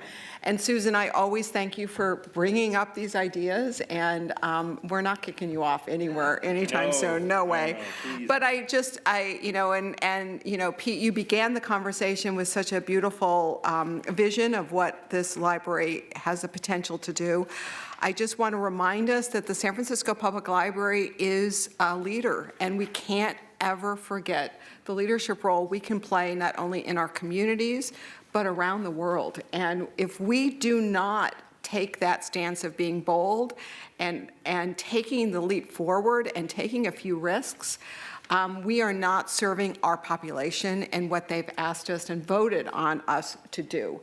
And so it's not only providing services, but also being very San Franciscan and being bold and really forward-thinking. I mean, Drag Queen Story Hour, the social workers in the Library Preservation Fund. I mean, the list in 5 years should be on both hands. We should be able to just keep counting the things that we are doing to set a standard for other communities who may not have the resources to try and kind of make that passageway. So I also just want to say, Michael, your comments at the beginning were really powerful, and that setting the stage.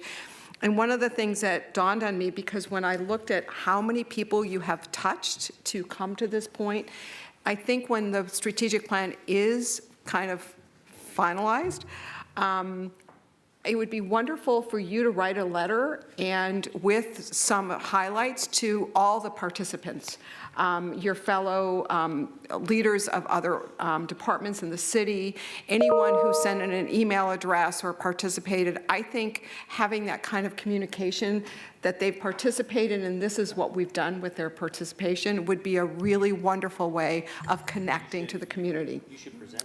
Yes, I just want to reassure you that there is a task list that our consultants from Gensler have assigned us. And one of the tasks is to socialize this plan in the community with our partners and certainly the people that have helped develop this plan. Mm-hmm. Great. Can I say one thing, too? Yes, please. I'm just sitting here thinking, you were talking about what wasn't being done, Jory, 10, 15 years ago.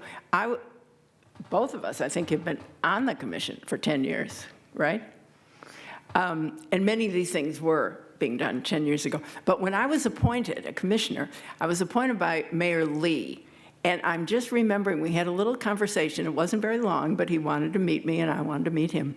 And he said, how do you envision the library systems going forward? And I turned it back to him. I said, how do you envision the library? And he said, I'd like to see them be community centers in each of their neighborhoods. Now, that was pretty simple. I mean, that was a good elevator pitch because it really reflects everything that you're talking about here. Yeah. So thank you. This was really a very robust presentation, but it really is robust because of the depth and complexity and time and effort everyone put into this. So this is just another thank you to the staff, the teams, the ambassadors. Thank you again, and thank you to my fellow commissioners for your incredible, thoughtful insights and perspectives. So thank you we're for all now your finished. feedback. Yeah. And we'll look forward to having you back with some joy.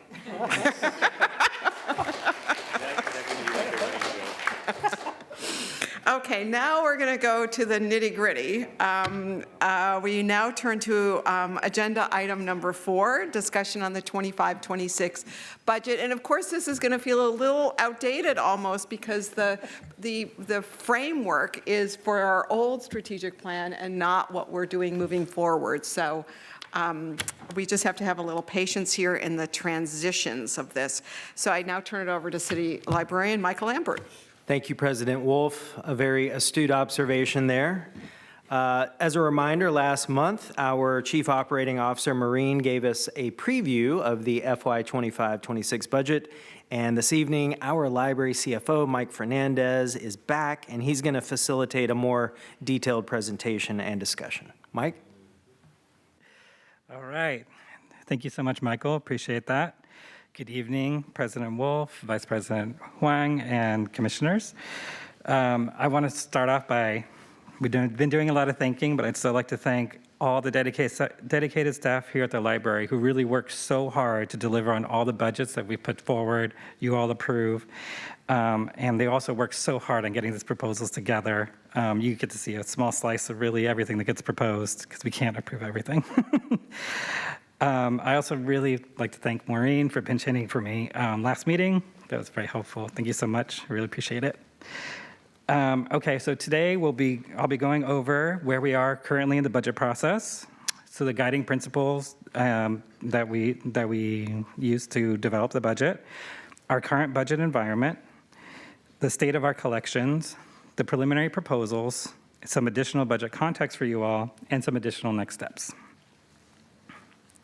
So here, hopefully, by now is a pretty familiar budget calendar. The yellow arrows indicate where we are at this time. As Michael mentioned, the last meeting, Maureen was able to give a preview, the first look at the proposals that we were considering at that time. And tonight, we're going to continue that discussion. That's where we are here in yellow. And those very next blue arrows are is going to be the next session where we're going to be asking you to approve these proposals. So it's very quick. Some notes on the budget environment. So the mayor has delivered her instructions to departments. Included in the instructions really is this environment that we are currently looking at as we develop these proposals. As you've probably seen already, we are looking at a deficit over the next 2 years of $800 million. The deficit really gets driven from two places: the amount of money we're taking in and the cost of doing our business, of delivering the services. So on the revenue side, unlike last year, we are seeing and projecting a weaker transfer, hotel, and sales taxes. I'm sure you've all seen the news on the office vacancies and their high rates, and we are expecting for those to show up in our property tax and transfer tax fairly soon. And as you know, that's a key component of the Library Preservation Fund. On the general fund side, we are seeing a plateauing really on the hospitality industry and the recovery from the pandemic so far. And that's a critical piece also of the general fund, which is the other half of our Library Preservation Fund. And then just on a little bit of a technical note, the mayor made the policy choice to go ahead and spread out the fund balance over 3 years, whereas last year we were assuming all in 1 year. So that reduces the amount we have in any 1 year. And then on the expense side, the city is projecting that the salary and benefits are going to rise faster than our revenues. We're also seeing a very odd case, or abnormally large increase of 9% in our healthcare costs for fiscal year 25, which is pretty outside the norm. And with this environment of the slower growth in overall revenues, they did note that the baselines or set-asides do reduce the flexibility of the general fund. And this time, the mayor's budget priorities really not have changed much. We're still being asked to prioritize improved public safety and street conditions, economic recovery, reduction of homelessness and transforming mental health service delivery, accountability and equity in services and spending. The general fund departments, which we are fortunate not to be at this time, are being asked for a 10% reduction each year, as well as 5% additional contingency. Whereas departments like ourselves, we are to really just need to balance our own revenue. Another thing to note that's a little bit new is that the mayor is not entertaining new positions at this time. And she also, her office also advised all departments to really prepare for a weakening outlook as we go forward. There was a lot of uncertainty still at this time. As for our revenue, our LPF actually has improved slightly since the last budget. So now we're seeing an additional $400,000 that we start the year with. And we are expected to see an increase in the next year of about $5 million. That comes out to roughly 2.7%, and as you're probably well aware, that's a bit below inflation. So in real terms, that is less money overall for us to be able to deliver our services. In addition to those mayor's priorities, we are, of course, continuing to use our existing strategic and budget priorities, as well as our current mission. As noted earlier, those will be changing as we go. But those really have guided our evaluation of the proposals that we bring before you tonight. And I'll be presenting to you in just a few minutes. But first, let's go ahead. This is a part of the budget process where really it's critical for us to take a closer look at the state of our collections funding. The physical budgets will stay the same as we watch how the circulation trends change and as we continue to recover. We are, however, proposing to expand the giveaway program by $100,000. It's a relatively small amount to allow for more adults to grow home libraries. We're also proposing for $300,000, again, a relatively small increase in our e-collections budget, which continues to be popular as we continue to expand our offerings. For physical collections, while circulation is down overall, we have seen increase in some areas. We have seen price increases for books that range anywhere from 5 to 22%, depending on the binding. And for now, we are able to continue with strong support for our collections while we monitor and consider possible shift or increased needs for the future. Secondly, we built the funding for the Mission Branch Opening Day collection over the past few years. And we are starting to use that funding this year to start purchasing that collection, and we will continue spending over the next couple of years. We will continue to grow our collection with a diversity of languages, as well as author perspectives and backgrounds. The collections team would like me to mention that $200,000 previously approved in ongoing funding from past fiscal years has really been helpful, so I really appreciate that. For literacy promotion, youth giveaways have been very popular. We are looking to make some of these giveaways events full family events and include more books for all ages. The Honor Bound program was funded with $100,000 in fiscal year 20 with a focus mainly on adults. We plan to expand on that by adding even more books to general giveaways. Some examples of where we do these giveaways are Sunday Streets, library open houses, Summer Stride, Night of Ideas, very popular everywhere, which is great. The Recovery Books program has also been very popular, so we are increasing the types of titles we offer and planning to add additional locations as well. On the e-collections, recent significant increases to support these very popular collections. The tablet project at the jails was launched very successfully to full populations during this past summer.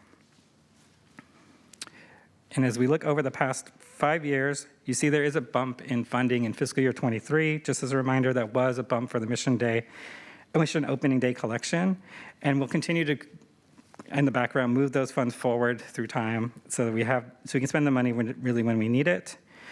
This level of funding is really consistent with budgets of other urban libraries. And as you notice, there's a bump in fiscal years 25 and 26, and we'll go into a little bit more detail right about now. So here are the proposals. This is a fairly dense slide, so let me start by going over how this is laid out. The proposals are grouped on the left-hand side by our current strategic priorities. To the right of the titles, you'll see an indicator of whether those proposals are ongoing or one-time. Next, we have base budgets for the first year of this cycle, which is fiscal year 25. And to the right of that, we have the amount the proposal would increase in fiscal year 25. The next column is, in addition to that fiscal year 25 investment, how much more we would invest in fiscal year 26. So that final column is the total investment this cycle. So that means ongoing investments we're proposing in 25 would be added to fiscal year 26's budget. So effectively they'll be counted twice in that final column. So that's where those total amounts come from. So for our digital strategies, we are proposing the $300,000 to our overall e-collections budget, which is currently at $10.8 million, to include offerings at the jails. This really builds on that successful pilot project that we started over the summer that I had mentioned. As is the nature for a lot of the infrastructure funding, it tends to just get always allocated year after year, one at a time. They don't tend to get really added to the base very often. This year is not really much of an exception. First up, we have branch envelopes projects. We have found that we spend typically around $1 million every 2 years on these type of projects. And now that we have the capital project manager on board, we really identified this year as an opportunity to stabilize that funding. Rather than bringing them to you piecemeal, we'd rather go ahead and set up programmatic funding of $500,000 annually, so we have the $1 million every 2 years. The next proposal is the continuous capital fund that we budget annually with CPI increase each year. So that's the $1.7 million that we did get into the base in fiscal year 25, and that would increase to $1.8 million in fiscal year 26. Next, we have a truck that's actually from the turn of the millennia that's still in service, and that desperately needs to be replaced. That's $56,000. And the next item we have is the next budget installment of the Ocean View Branch Library. We've been putting in $4.8 million annually, and that we're proposing for that to continue. At our 750 Brandon Public Services Support Facility, we are preparing for the future of our fleet by proposing to install electric charging stations now. That's $150,000. And last in this section, we have an increase to our annual work order to Public Works. We currently send them $1.48 million every year to service all of our facilities, and this would add $126,000 for just 1 year to do replacement flooring at the Mission Bay branch. We do have some exciting proposals in literacy and learning. As mentioned previously, we're looking to expand the honor-bound collections for our community partners by $100,000. Next, we are looking to start building some of the work on the strategic planning effort that you've just heard about and invest in community outreaches to communities that speak languages other than English, and that would be a $200,000 ongoing investment. We are also seeking consultant services to create a strategic marketing plan to increase library service utilization. That's $20,000 one time. And lastly, over the next 2 years, replace 2 of our older bookmobiles that have reached the end of their useful life. These bookmobiles are spending a lot of time and resources getting service, and they're just not out in the community where we need them. And that would cost us an estimated $600,000 a year over the next 2 years. For prioritizing organizational excellence, this proposal would reallocate and increase the budget by $123,000 to meet the demand we are already seeing for print material, as well as, again, to increase our capacity to reach non-English speakers. And lastly, the last proposal before you is for partnerships for excellence category or priority. And this proposal would allow us to commission a local artist to create an art piece for $20,000 that celebrates the Indigenous communities.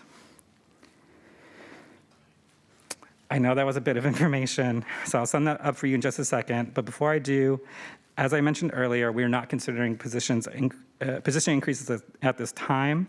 I know last time we showed you some thoughts on that, what we had been thinking, and we'll continue to work within our current allocations to address some of the needs that we had discussed last time. So to sum up, we are considering roughly $2.2 million investment in fiscal year 25, of which nearly $1.5 million are just one time and would not impact the next year.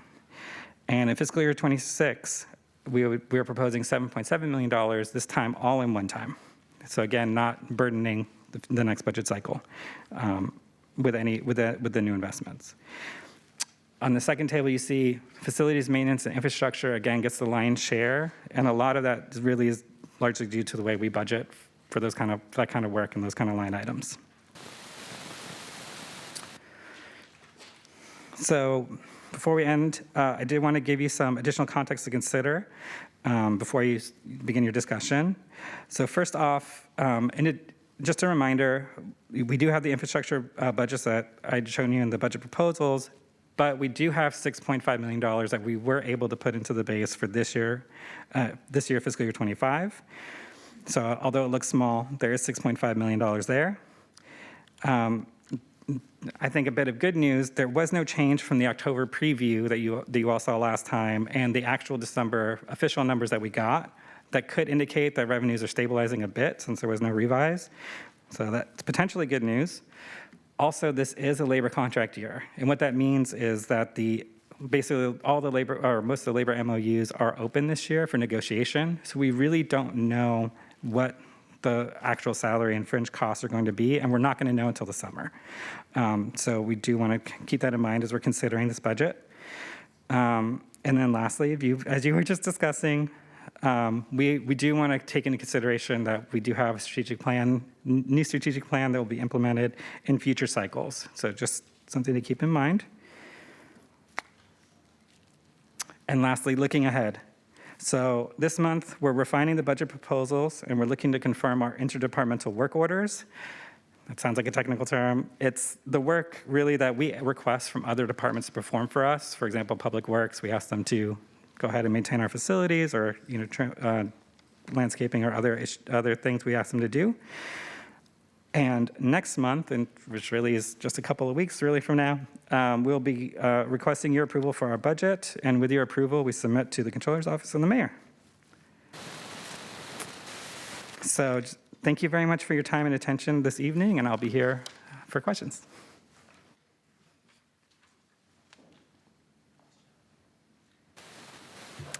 Thank you very much, Mike. That was chock-a-full, and I'm sure we'll have discussion.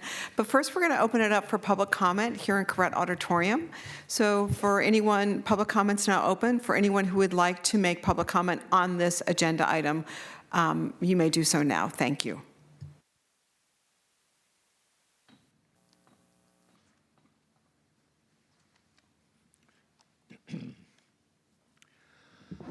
Peter Warfield, Executive Director, Library Users Association, Library Users 2004 at yahoo.com, and P.O. Box 170544, San Francisco, California 94117-0544.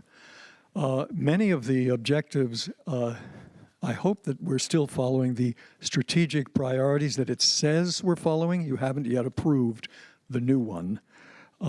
So I'm assuming or hoping, expecting that you're following the existing budget priorities as stated in this document. Many of the goals that you have mentioned, including joy and including some of the others, I think you should increase your marijuana budget, because I think many of those things would be encouraged with marijuana, possibly even better than having all the complexity of staff, books, and whatnot. But seriously speaking, I want to talk about equity, free and equal access. E-books and paper books, print books, are not the same, and they're not at all, I call them really e-text. They often don't have the features, dust covers, blurbs on the flaps about the book itself and the author, the quotes of endorsements and so on. They're not accessible to folks who have less or no access to computers, and there's no provision at the library to provide Kindles to read a Kindle book, or to provide, for example, earphones for an audio book, despite mentions by a member, at least one in here. With respect to what the library has been doing, the library dropped a notch in the citywide survey, and I haven't seen any discussion here about that. Last year's survey. I haven't seen any discussion about what's the cause, what's the reason, what might be the case. To claim that there's some gigantic sea change in usage because of a catastrophe, because of a serious COVID issue, when at times the library was completely closed, I think is very, very problematic indeed, and misleading. The last time we discussed collections, print books zoomed as you added more hours, and you still haven't given the same hours to the branches that you had pre-COVID. All the branches have been cut in the evening from 9 to 8 o'clock, those who had it, most of them did. And with respect to community, how well are you doing community? Community How are they supposed to have meetings for working people and students who might want to have a meeting from 7 to 9 when you have all the locations closing at 8? That's very problematic. There's a whole range of things about ebooks that are not like print books, including shareability with other libraries. And Thank you very much. Any further public comment here in Corrett Auditorium on this agenda item?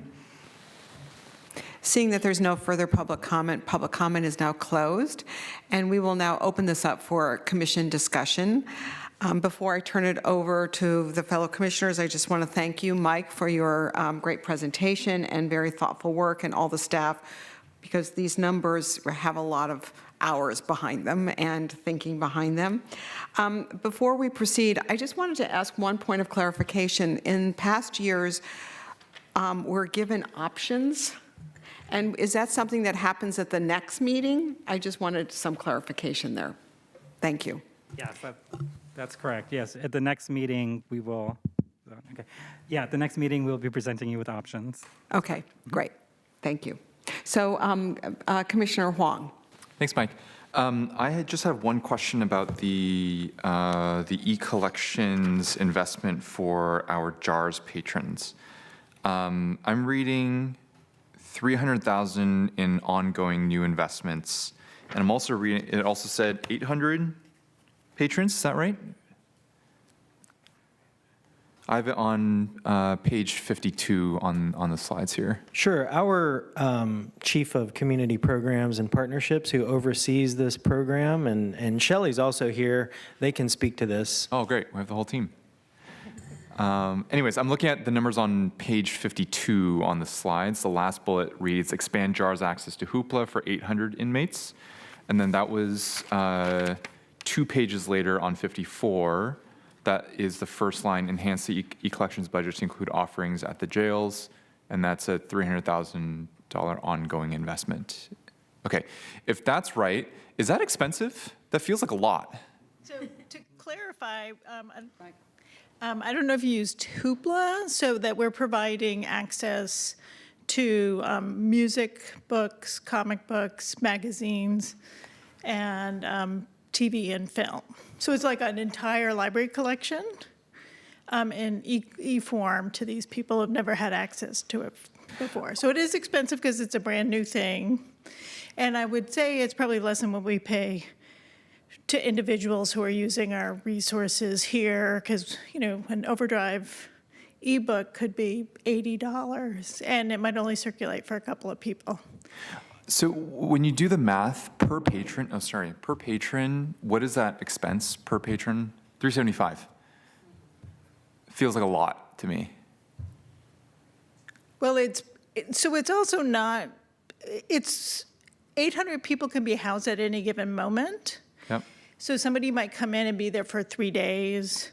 Somebody might be there for the month. So if somebody's in there for 3 days and then you get another person for 3 days and another person for 3 days, you might actually have, 15 people in that bed for 1 month.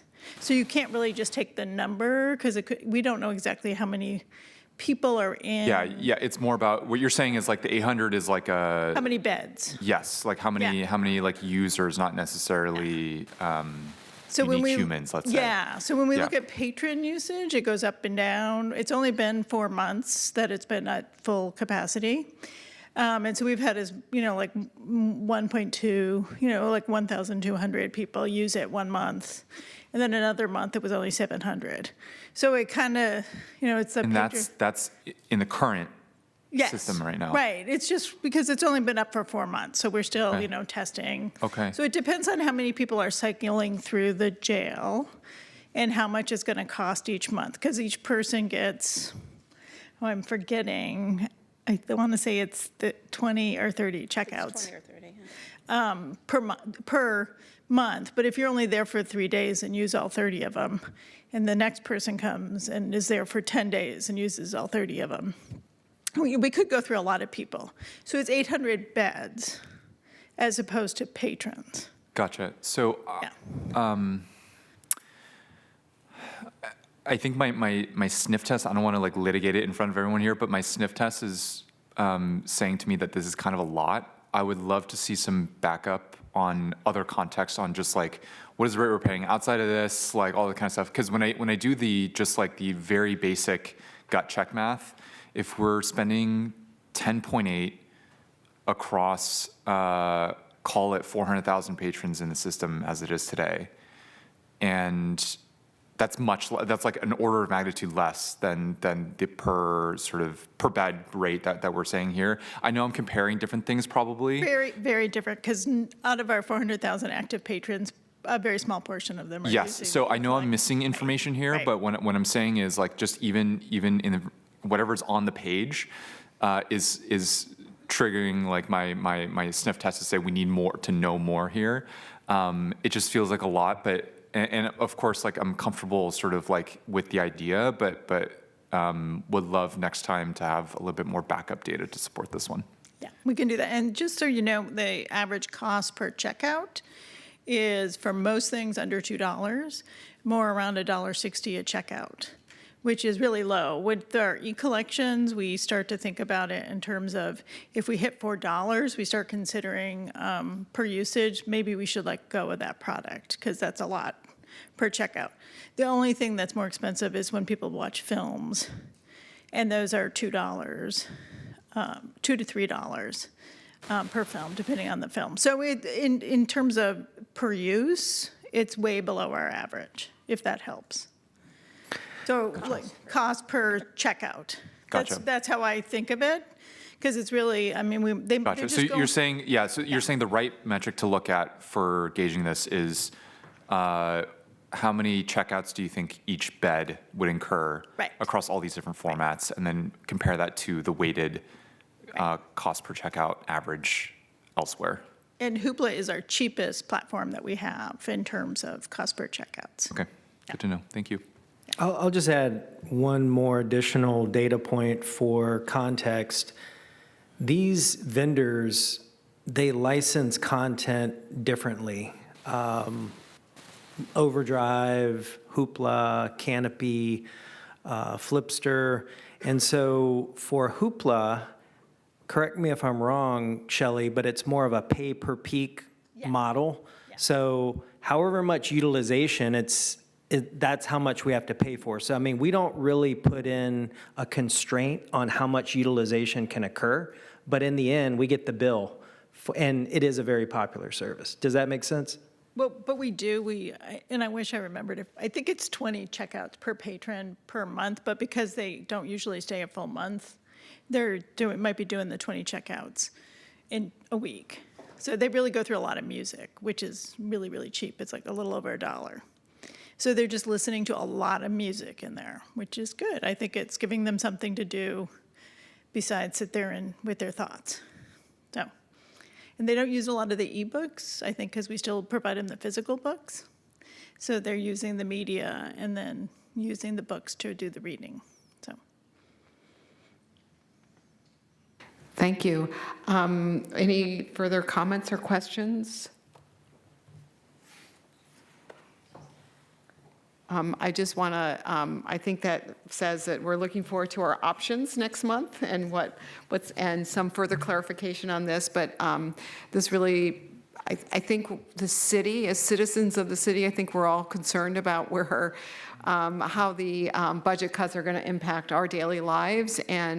But at the same time, we also know that as resources dwindle in our city, the library becomes even more important and such a critical resource to people who have constraints, financial constraints, and want to have access to information and materials and job skills and other kinds of things. So we really are having to really push our ability to get everything we can out of the budget we have to really elevate what the city can offer its citizens. So we really appreciate the efforts of the staff. So thank you.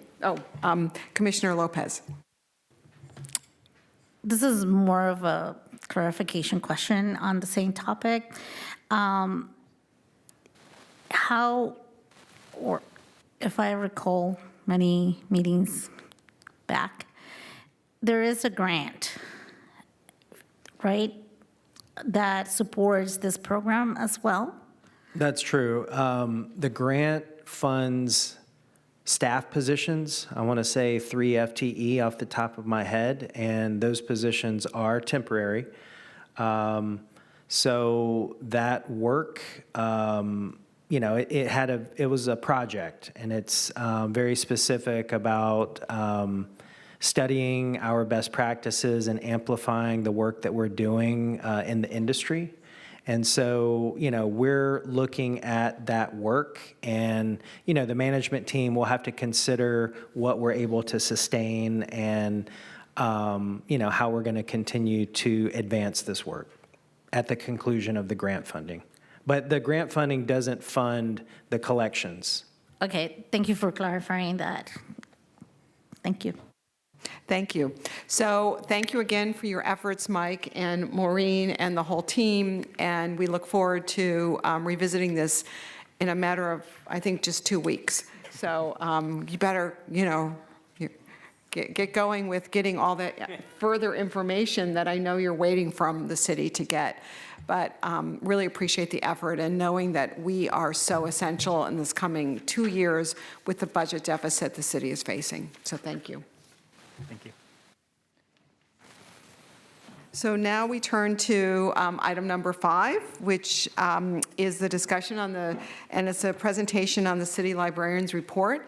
And it looks like we have a very full presentation. So thank you, and turn it over to City Librarian Michael Lambert. Thank you, President Wolf. We have a couple of presenters this evening, and I'm pleased to introduce our first presenter, Anissa Milady, Adult Engagement Coordinator, and she's going to be unveiling our 2024 One City, One Book title. Yes. Good evening, Commissioners, Michael, Maureen, and Dolly. Thank you all for giving me your time. We're really excited. This is our 18th One City, One Book. We're getting close to that 20th year mark. So exciting. So you can see right there, we are excited to announce that Catherine Ma, it will be our author with her book, Chinese Groove. This book explores the immigrant experience, the pursuit of the American dream, and the complexities of family dynamics. And it's set in our beautiful city, mostly the Sunset, Chinatown, and Golden Gate Park. Our main event is not on May 8th, but it is been changed just today to May 4th. It's going to be a Saturday afternoon, 2 p.m. Please save the date. And Catherine will be in conversation with Natalie Bazile, who is the author of Queen Sugar, which was named one of SF Chronicle's best books in 2014. It is sure to be a captivating event. In addition to the main event, there'll be various programs accompanying the campaign, along with distributing copies of the book to all of SFUSD high schools. Catherine will engage in a Lincoln High School Book Club luncheon talk, and an event is planned at Blackbird Books in Outer Sunset, along with the many SFPL book clubs and other programs that we arrange that align with this book.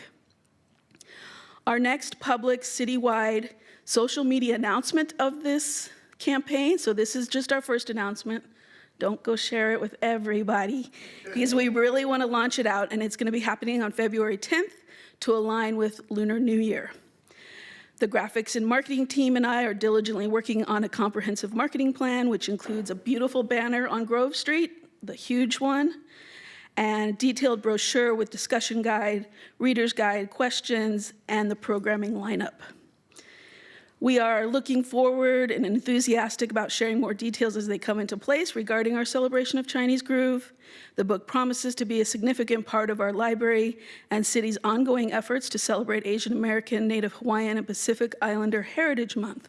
And I know you all received the book, so I hope you all enjoy the read. And that's it. Thank you, Anissa.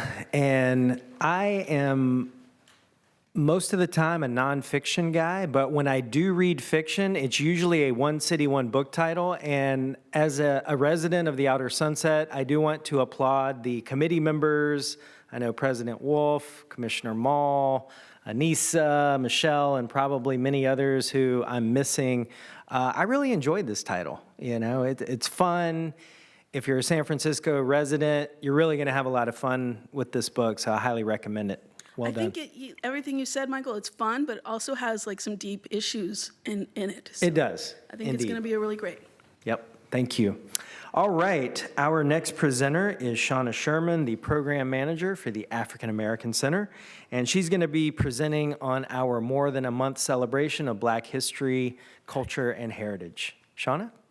Thank you, Michael, and good evening, commissioners. I'm happy to be here to talk about the wealth of programs we have happening at the library in our Black History Month celebration, which we call More Than a Month. What I present today is going to only be a sampling of some of the amazing programs our locations are hosting. There is something to do at all library locations and events for the whole family. A big thank you to our Community Programs and Partnerships Division for organizing our More Than a Month programming, and to the Friends of the San Francisco Public Library for their continued support. So on February 13th, we once again are having our Drum Beats and Heartbeats program in partnership with the San Francisco Human Rights Commission, the APA Heritage Foundation, Booker T. Washington Community Service Center, and many others. This program celebrates both Black History Month and Lunar New Year with exciting entertainment and will sell out, so please get there early at 5 p.m. when doors open and register on sfpl.org. In the next 4 slides, I'm going to be highlighting some of the family events happening at our various communities, including at the main library children's storytelling room, where we're going to have author Koumba Diop reading her book, The African Princess. This will be a playful, interactive experience where families will discover a fascinating culture through singing, dancing, role-playing, and joyful times on February 24th. At our Parkside and Richmond branches, see Music is First with the duo Brian Dyer and Zareen Levin. Music is First creates equity and access to music education for all children and communities. The music continues with a ham bone presentation by Bay Area favorite Unique Derek in our West Portal and our Chinatown and Park communities. In this interactive presentation for families, Unique Derek presents the history and art of ham bone body music and its evolution from Africa to modern North America. So here we move from musical arts to visual arts with Senegalese artist, educator, and interior designer Charles Dabo. He is returning to celebrate More Than a Month with a collage art workshop based on creating shapes of musical instruments traditionally used in jazz music. He'll be at our Merced and Portola branches. And now for the adults. Our On the Same Plate selection for January and February is brought to you by our Readers Advisory Committee and is On the Rooftop with local author Margaret Wilkerson Sexton. The book is inspired by the vibrant Fillmore neighborhood and the jazz scene there and set in the gentrifying 1950s San Francisco. Read the book, talk about it at a book club, and then hear the author in conversation with Dorothy Lazard, celebrated librarian, historian, and memoirist. This program is in partnership with the African American Art and Cultural Complex and will be happening at their 762 Fulton location on Tuesday, February 27th. Hope to see you there. So we've had a bunch of amazing programs this January at the main library.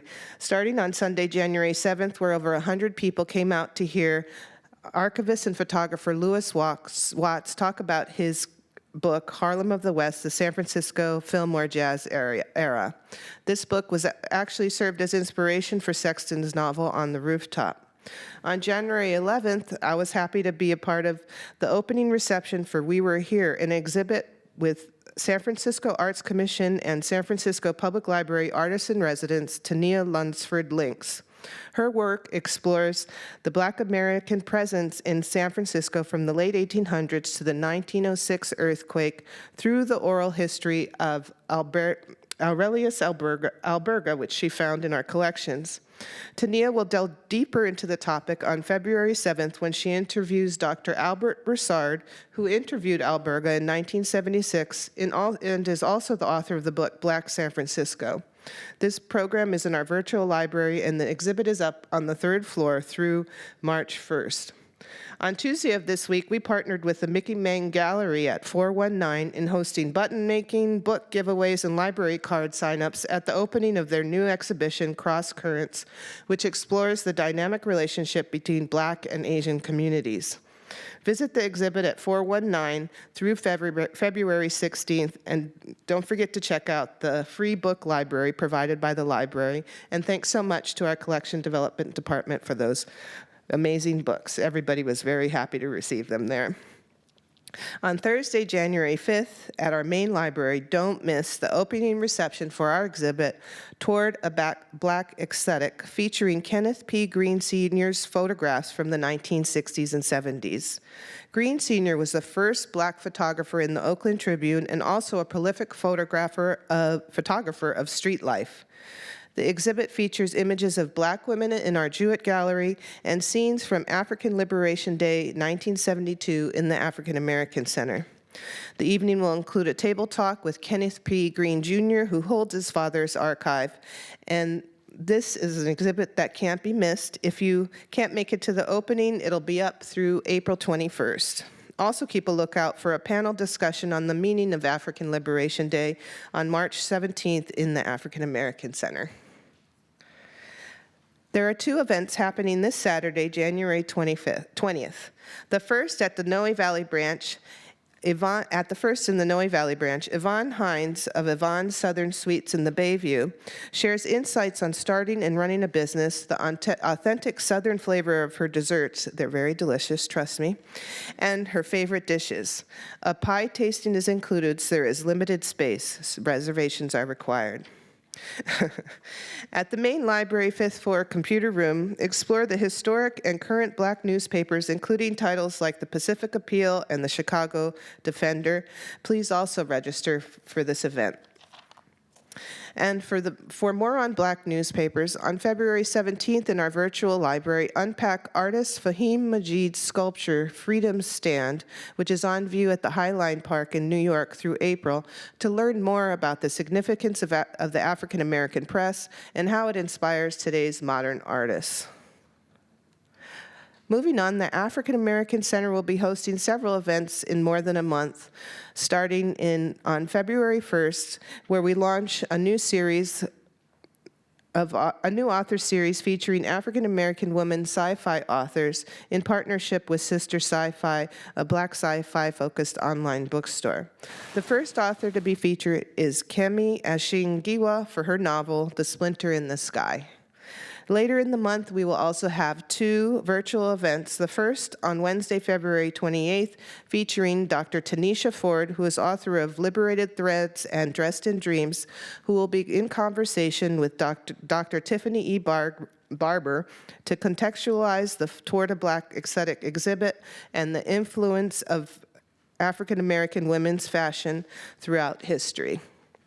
On Thursday, February 8th, Dr. Jacqueline Francis, co-curator of a new exhibit of the work of San Francisco-based artist Sargent Johnson, will be in conversation with Virginia Smiley, board member of the San Francisco African American Historical and Cultural Society, which donated several pieces to that exhibit. And there's more. On January 23rd at the Presidio branch, we will be screening Raising Liberty Square, a film about the transformation of Liberty City, Miami, as rising sea levels turn higher ground into real estate gold. Following the screening, the Port of San Francisco will share information and take audience questions on the Waterfront Resilience Program here. You can also dive into the richness of queer Black history with two hands-on events at the main library. The first in January 25th at the History Center, where they lead a hands-on history archives tour with a focus on queer Black history, including treasures from the San Francisco History Center and LGBTQIA Center archives. Then on Saturday, January 27th, experts from our History Center, our Digi Center, and our Preservation departments will guide queer Black community archivists in analyzing, organizing, and describing and preserving documents and photographs in their home archives. Participants there will receive an archival starter kit, and registration is also required for this event. At our branches, we are hosting 2 great programs that offer several opportunities to participate. At the first, Nicole Talbot of Ashe Arts leads a structured session focused on manifesting personal aspirations through self-reflection and collage. This event is happening at the Marina, Potrero, Noe Valley, Golden Gate, Glen Park, and Ingleside branches. You can also discover the secrets of cultivating superfoods in an urban environment and get hands-on experience with Isaiah Powell, founder of Dragon Spunk, who is addressing food insecurity, sustainability, community building at Visitation Valley, Marina, and Ocean View communities. And to close, Paris Lane, a PBS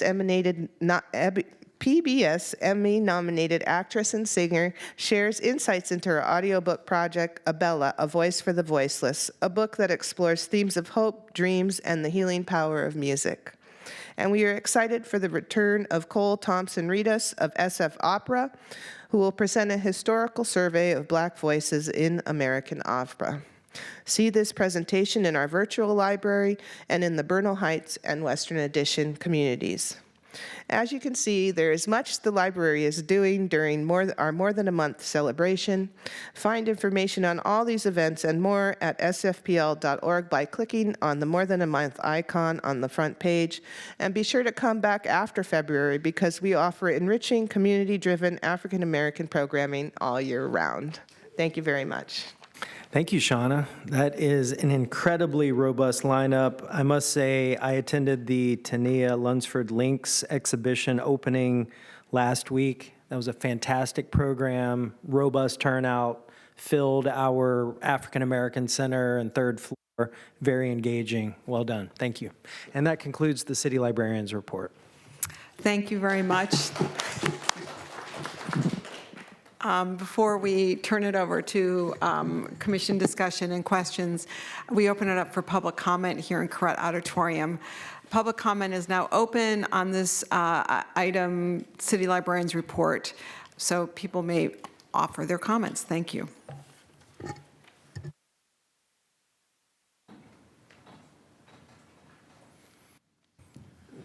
Peter Warfield, Executive Director, Library Users Association, Library Users 2004 at yahoo.com, and P.O. Box 170544, San Francisco, California 94117-0544.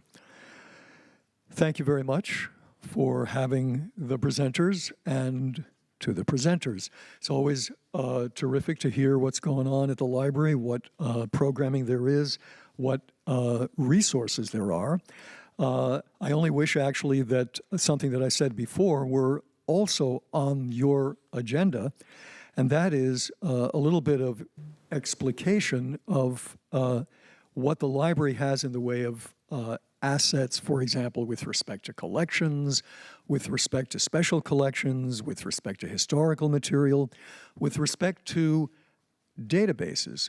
There are whole masses of databases that have all kinds of information that is simply not known unless you search around online with considerable effort to find anything in particular if you have a focus.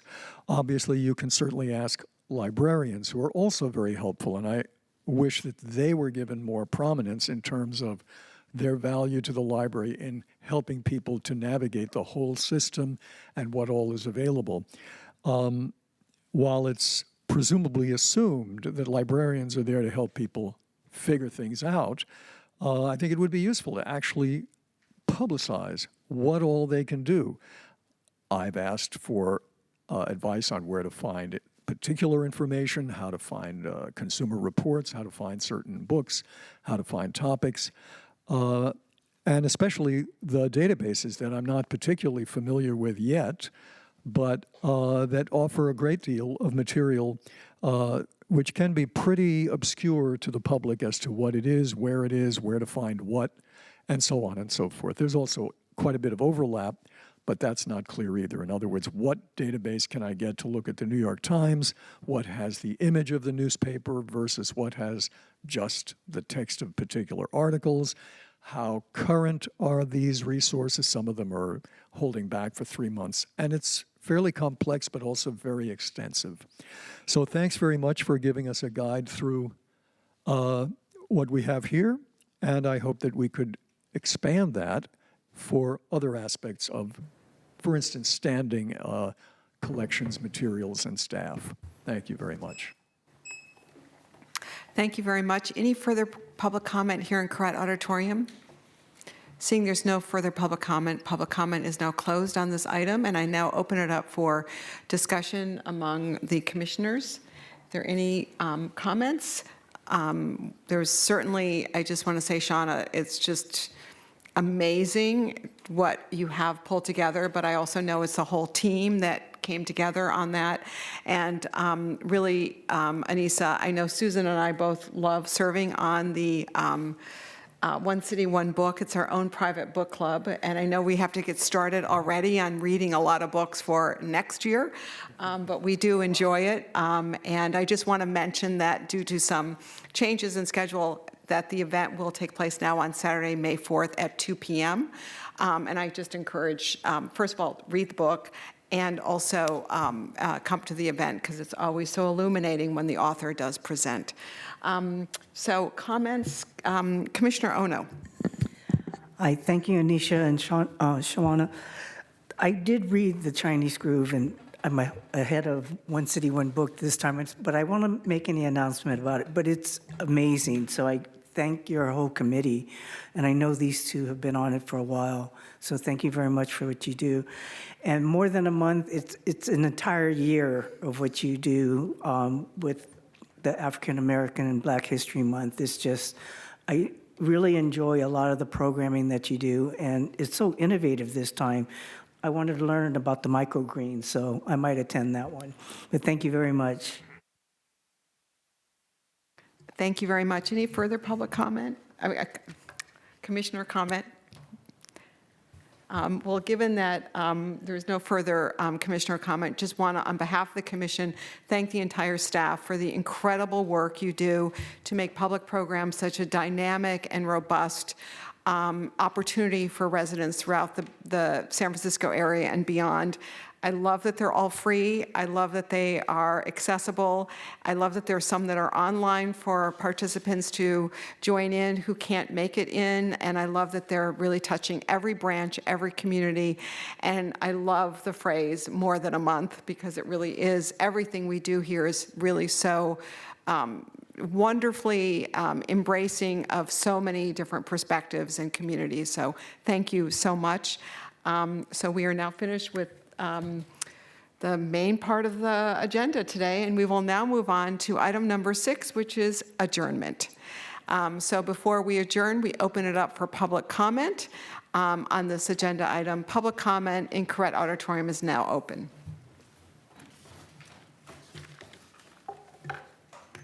Peter Warfield, Executive Director, Library Users Association, Library Users 2004 at yahoo.com, and P.O. Box 170544, San Francisco, California, 94117-0544.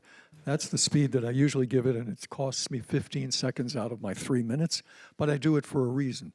As I say, you're pretty accessible, at least eventually in some fashion, although you still won't give your contact information for doing library business, contrary to what the Sunshine Ordinance Task Force said you should do under the law.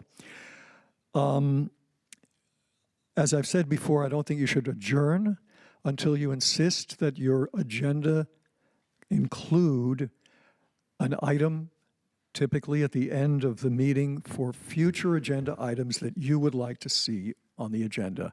I think there were issues that came up with respect to the wording and possibly the underlying facts of the strategic plan, and thank you very much to the commissioners who asked questions.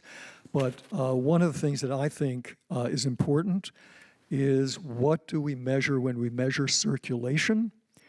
I've heard how wonderfully popular ebooks are, but I'm very concerned that there's a thumb on the scale to make the numbers look bigger, or at least not recognize why the numbers might be bigger than comparable measurements would show. And by that I mean, since I'm seeing a frown on the chairs, on the president's face, when I go to the shelf and I see, let's say I want to fix a leaky faucet, I might find in the section that has home improvements or whatever, 5, 6, 7, 10 books. This one has, it's too big and heavy. This next one has pretty good explanations, but the pictures are not so good. On and on. I can pull from the shelf all these books and maybe take home none, or maybe photocopy, taking home none, or borrow one. So the record of circulation shows one item borrowed. If, by contrast, I'm sitting where I'm in front of a computer and I look at electronic books, by and large, I have to borrow every single one that would be presumably the same as on the shelf in order to get a look at what's inside. A very few give you an option for so-called browsing, but that doesn't give me that only gives me what they want to offer. I'm not able to look at the table of contents. I'm not able to look at the index. I'm not able to see whether when the index mentions something, whether it's discussed as fully as I would like. That, to me, is an example how ebook circulation could be very much distorted by comparison with books. Thank you. Thank you very much. Any further public comment in Correct for this agenda item on adjournment?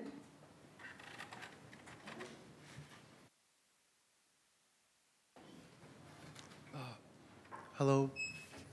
Hello, this is my first time ever doing this and ever being at a meeting. I just wanted to thank you guys for being so open about this and being very precise in what you say, how you guys discuss it, and allowing everyone be able to voice their opinion. Thank you, and I am glad I came here today. You guys have helped me choose a path. Oh, wow. Thank you. Thank you very much. I hope you'll come back. Any further public comment? Public comment is now closed and correct. So would someone like to make a motion to adjourn the meeting? I move. Second.